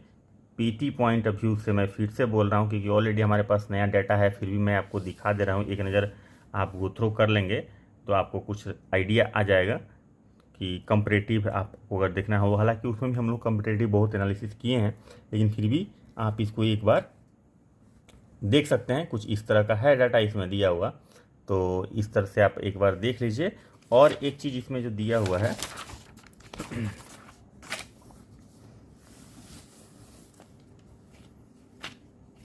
किस योजना में कितना खर्च किया गया, ये विकसित बिहार के लिए 7 निश्चय योजना, आर्थिक बल, युवाओं का हल, बिहार स्टूडेंट क्रेडिट कार्ड। ठीक है, उसके बाद आरक्षित रोजगार, महिलाओं का अधिकार 35%, 36 आरक्षण की घोषणा, उसके बाद आपका हर घर बिजली योजना, उसके बाद हर घर नल का जल, घर तक पक्की सड़क, गलियां जो भी है, शौचालय निर्माण, घर का सम्मान, अवसर बढ़े, आगे बढ़े, ये 7 हो गया। और आत्मनिर्भर बिहार के 7 निश्चय 2 योजना में युवा शक्ति, बिहार की प्रगति, सशक्त महिला, सक्षम महिला, हर खेत तक सिंचाई का पानी, स्वच्छ गांव, समृद्ध गांव, स्वच्छ शहर, विकसित शहर, सुलभ संपर्कता और सबके लिए अतिरिक्त स्वास्थ्य सुविधा। तो ये है, और इन सब चीज़ों को हम लोग को पॉइंट्स को याद रखना चलेगा, ये इंपॉर्टेंट है, ये आपको याद रहना चाहिए। अभी जो हम लोग डिस्कस कर चुके हैं उसमें भी है और इसमें भी है, ठीक है। उसमें हमने देखा जो 2022-23 का जो बजट था, उसमें हमने देखा कि शिक्षा विभाग पे सबसे ज़्यादा खर्चा किया था 22,000 करोड़। उसके बाद ग्रामीण कार्य विभाग पे किया गया था, यहाँ पे ग्रामीण विकास विभाग पे है, ठीक है, ग्रामीण विकास विभाग पे किया गया था, यहाँ भी है। तो ये दोनों ठीक बराबर नहीं है, ज़्यादा है, मतलब इनसे ज़्यादा है अभी नया वाला पे 22-23 वाला में ज़्यादा है, तो वो देखना पड़ेगा। तो एक कंपैरेटिव आप देख लीजिएगा, ठीक है, वो कांस्टेंट है कि बढ़ा है। और ये कुछ पॉइंट ऑफ व्यू दिया है परीक्षा के लिए उपयोगी तथ्य। क्या है? बजट का कुल साइज 2,18,302.7 करोड़। उसके बाद सकल घरेलू राज्य उत्पादन अनुमान कितना है? 7,57,026 करोड़। राजकोषीय घाटा कितना होगा? 22,510.78 करोड़। ठीक है। राज्य के जीडीपी का 2.97, बहुत वेल विद इन टारगेट है, 3% के आसपास का है फिजिकल डेफिसिट का। ऐसे उस समय 4% था टारगेट FRBM एक्ट के तहत। और अच्छा, बजट 2021-22 के शीर्ष व्यय किए जाने वाले क्षेत्र शिक्षा विभाग। शिक्षा में टोटल 38,000 करोड़, अभी हो गया है ये 39,000 करोड़। उसके बाद ग्रामीण विकास में 16,000 करोड़, अभी ये ज़्यादा हो गया, शायद 19,000 करोड़ के आसपास है। उसके बाद सड़क प्रक्षेत्र, ये सब चीज़ें हैं जो मेन क्षेत्र है, सबसे ज़्यादा शिक्षा में, उसके बाद ग्रामीण विकास में, उसके बाद सड़क प्रक्षेत्र में। ये ध्यान रखें कम से कम 3 कि सबसे ज़्यादा यहाँ खर्चा किया गया इस बजट में, 2021-22 में। नई उद्यमिता विकास की घोषणा, उसके बाद 20 लाख से अधिक रोजगार के अवसरों का सृजन किया जाएगा। 7 निश्चय 2 योजना के हेतु आवंटित 4,671 करोड़ रुपये। महिलाओं को उद्योग के लिए 5 लाख रुपये का अनुदान दिया जाएगा। और सभी सरकारी नियुक्तियों में महिलाओं को 35% आरक्षण मिलेगा। हर जिले में मेगा स्किल केंद्र तथा प्रत्येक प्रमंडल यानी कि कमिश्नरी में टूल रूम बनेगा। अच्छा, वृद्धजनों के लिए आश्रय स्थल का निर्माण हेतु 90 करोड़ आवंटित किया गया। इंटर पास महिलाओं को 25,000 तथा स्नातक पास को 50,000 दिया जाएगा। किशनगंज में पशु चिकित्सा एवं पशु विज्ञान महाविद्यालय की स्थापना, ये याद रखेंगे आप लोग। और 32.49 किलोमीटर का पटना मेट्रो परियोजना का कार्य सितंबर 2024 तक पूरा कर लिया जाएगा। ये टाइम लाइन आपसे पूछ देगा और आप कंफ्यूज हो जाइएगा, कहिएगा कि हम लोग तो डिस्कस ही नहीं किए थे। हम लोग डिस्कस किए थे, आपने स्किप कर दिया, इसलिए प्लीज़ स्किप नहीं कीजिएगा। और वीडियो को तो एकदम स्किप नहीं कीजिएगा। कब हम किस पॉइंट ऑफ टाइम पे क्या बोलेंगे हमें खुद पता नहीं होता है, वो बाय डिफ़ॉल्ट निकलता है, वो डिस्कशन करने के दौरान, समझाने के दौरान डायरेक्ट अपने आप निकलता है। इसलिए कुछ बहुत अच्छी चीज़ें निकल जाती है, इसलिए आप प्लीज़ वीडियो स्किप नहीं कीजिएगा। स्किप कीजिएगा नहीं समझ में आएगा, कोई फ़ायदा नहीं होगा फिर देखने से, पढ़ने से। आप अपना टाइम वेस्ट करेंगे लिटरली अगर आप स्किप करेंगे तो। राज्य का दूसरा चिड़ियाघर अररिया के रानीगंज वृक्ष वाटिका का निर्माण, दूसरा चिड़ियाघर, ठीक है, अररिया के रानीगंज वृक्ष वाटिका में निर्माण। अच्छा, प्रधानमंत्री मातृ वंदना योजना के तहत 17.84 लाख रुपया। गर्भवती महिलाओं को 5,000 रुपये का भुगतान 3 किस्तों में। उसके बाद 10 जिलों में नए मेडिकल कॉलेज एवं 9 जिलों में मॉडल अस्पताल बनाने का 2030 तक 100% साक्षरता का लक्ष्य है। कब तक? ये बहुत ही इंपॉर्टेंट है, ये ध्यान रखेंगे। 2035 तक उच्च शिक्षा संस्थान में 50% सकल नामांकन होना चाहिए। और गंगा नदी के किनारे 13 जिलों में जैविक कॉरिडोर, तो आप लोग सब लोग जानते हैं, नहीं जानते हैं तो जान जाइए भाई। गंगा नदी के किनारे बसे 13 जिलों में जैविक कॉरिडोर बनाने की स्थापना हुई है। 100 हेक्टेयर से बड़े 113 अर्ध भूमियों का एकीकृत सांख्यिकीय प्रबंधन होगा। कटिहार जिले में मानिहाड़ी में स्थित गोगाबिल को राज्य का पहला सामुदायिक एवं संरक्षित रिजर्व घोषित किया गया है। इंपॉर्टेंट है, बहुत इंपॉर्टेंट है गोगाबिल, ये पक्षियों के लिए फेमस है, गोगाबिल झील। अच्छा, बिहार की नदियों को जोड़ने के लिए कोसी मेची लिंक योजना, दरभंगा में तारामंडल, मुंगेर में वानिकी कॉलेज। ये सारा का सारा इंपॉर्टेंट चीज़ है, आप लोगों को याद रहना चाहिए। चूँकि ये एग्ज़ाम जो है ये 2 बजट और इकोनॉमिक सर्वे लिया है, तो हम लोगों को बहुत ही जुडिशियस तरह से पढ़ना है, भाई दो दो इकोनॉमिक सर्विस और दो दो बजट डाटा बहुत कंफ्यूज करने वाला है, लेकिन हमें ये सेलेक्ट करना है कि क्या इंपॉर्टेंट किस में है, इसलिए जो इंपॉर्टेंट पार्ट है वो हम लोग फोकस कर रहे हैं, जो इंपॉर्टेंट नहीं उसको स्किप कर रहे हैं इसमें। और उसमें जो लेटेस्ट है 2022-23 का जो लेटेस्ट है उसका तो हम लोग सारा का सारा हम लोग डिस्कस कर चुके हैं। 22-23 हम बजट की बात कर रहे हैं, 21-22 है वो इकोनॉमिक सर्वे। राजगीर में एक राष्ट्रीय स्पोर्ट्स स्टेडियम, एक खेल का विश्वविद्यालय की स्थापना की गई। लॉकडाउन के दौरान क्वारंटाइन के दौर में औसत प्रति व्यक्ति 5,300 रुपये खर्च किए गए। 1,02,871 स्टूडेंट क्रेडिट कार्ड वितरित किए गए। हर घर नल योजना के अंतर्गत 80% घरों तक साफ पानी। 145 करोड़ की लागत से बोधगया में महाबोधि संस्कृति केंद्र बनाया जाएगा। और सभी 38 जिलों में खुले में शौच मुक्त घोषित किया गया। सभी 38 जिलों को खुले में शौच मुक्त घोषित किया गया, मतलब कि ओपन डिफिकेशन खत्म हो गया है। तो ये हमारा बजट और इकोनॉमिक सर्वे खत्म हो गया बिहार का। इनफैक्ट बिहार का हम लोग करंट कर रहे हैं, मैं फिर से बता दूं आपको, समराइज़ कर दूं। मैं अगर समराइज़ करूं तो यहाँ से आप देखेंगे कंटेंट्स में बिहार एक नज़र में। बिहार में प्रथम विधानसभा चुनाव में हम लोगों ने बेसिक थोड़ा सा डिस्कशन किया, और उसके बाद बिहार में उत्पन्न और कौन क्या है। लोकसभा इलेक्शन हम लोगों ने देखा नहीं, जो मेजर 1-2 पॉइंट था हमने देखा। विकसित बिहार के 7 निश्चय देख लिए, ठीक है। आत्मनिर्भर भारत का 7 निश्चय ये भी हम लोग देख लिए। ये सारा कुछ हम लोग देख चुके। बिहार की जनगणना देख चुके। ये प्रमंडल अनुमंडल याद रखने की जरूरत नहीं थी, इसलिए हमने रखा नहीं। ये हम लोग देख चुके हैं, ये देख चुके हैं, ये देख चुके हैं, ये देख चुके हैं, ये सारा कुछ हम लोग देख चुके हैं। तो जो देख चुके टिक लगा दिए, इंपॉर्टेंट है। तो उसके बाद बिहार में शासन व्यवस्था, बिहार में वन रिपोर्ट, बिहार की प्रमुख योजनाएं, पद्म पुरस्कार, खेल एवं बिहार में पुरस्कार सम्मान, बिहार में चर्चित व्यक्ति, बिहार में चर्चित स्थान और वस्तुनिष्ठ, ये सबसे इम्पोर्टेंट। तो ये अगले क्लास में ये 4-5 टॉपिक 1 घंटे 1.5 घंटे क्लास में हम ख़त्म कर देंगे। तो अब हम लोग उसके बाद क्वेश्चन बनाना शुरू कर देंगे। इसको ख़त्म करने के बाद इसमें जो भी सवाल होगा, मेरे ख्याल से अगर एक सवाल की हम बात करें, हाल ही में बिहार सरकार द्वारा किए गए घोषणा के अनुसार प्रत्येक विधानसभा क्षेत्र में कितने उप स्वास्थ्य केंद्र खोले जाएंगे, तो इसमें 5 हो जाएगा। तो इस तरह से हम लोग देखेंगे इसमें कि कौन क्या कहाँ पे क्या इसमें डाला हुआ है। कुछ सवाल ऐसा होगा जो इसमें हम लोग पढ़े भी नहीं है, वो भी सवाल इसमें ऐड किया गया। 750 सवाल कम नहीं होता है, ठीक है। जैसे ये सवाल अभी हम लोग अभी तुरंत डिस्कस कर रहे थे, इसलिए तुरंत बता दे रहे हैं। बिहार में गंगा नदी किनारे कुल कितने जिलों में जैविक कॉरिडोर स्थापित किया जा रहा है? तो आप लोग पढ़े थे 13 जिलों में, ठीक है, बोले थे ना। तो इस तरह से आप लोग को ध्यान रखना है कि क्वेश्चन किस तरह से पूछेगा, और जब हम ये पढ़ के क्वेश्चन बनाएंगे तो हमारा समझ से बहुत बनेगा। तो ऑलरेडी वीडियो लंबा हो चुका है, वीडियो को अब ज़्यादा नहीं आगे बढ़ाएंगे, यहीं पे एंड करते हैं। और ये हम लोग पढ़ रहे हैं बिहार का करंट अफेयर, SPD से पढ़ रहे हैं। और इसको पढ़ने के बाद फिर हम लोग बिहार का करंट अफेयर नहीं, वार्षिक करंट अफेयर ये पढ़ेंगे। इसको ये वार्षिक, ये टोटल रहेगा, इसमें पूरा केंद्रीय बजट है, आर्थिक बजट है, आर्थिक समीक्षा है, उसके बाद पद्म पुरस्कार है, ऑस्ट्रेलियाई ओपन है, ICC, एवरीथिंग जो पूरे इंडिया में साल में हुआ है, ये सारा का सारा इसमें इम्पोर्टेंट है। तो इसको भी हम लोग करेंगे। तो फिलहाल हम लोग वीडियो को यहीं पे करते हैं एंड, और लेते हैं आप लोगों से विदा। वीडियो अगर अच्छी लगी हो तो लाइक शेयर सब्सक्राइब प्लीज़ कर दीजिएगा। सब्सक्राइब जरूर कीजिएगा, लाइक ज़रूर कीजिए। और सेशन को मैं बार बार बोलता हूँ कि इंटरेक्टिव बनाइए। जो भाई हमको बोले थे कि उसका करंट अफेयर बजट का PDF अपलोड करने के लिए, मैं इस वीडियो के डिस्क्रिप्शन में डाल दूंगा, उस वीडियो के भी डिस्क्रिप्शन में डाल दूंगा। टेलीग्राम का चैनल भाई, आपको रिप्लाई भी मैं कर दूंगा। कल आपको, मतलब आज आपको मिल जाएगा। तो मन लगा के पढ़िए, बने रहिए साथ में, कंटिन्यूटी मेंटेन रखिए, और सक्सेस श्योर है, इसके लिए आप निश्चिंत रहिए। मिलते हैं कल एक नए क्लास में, तब तक के लिए टेक केयर, बाय बाय।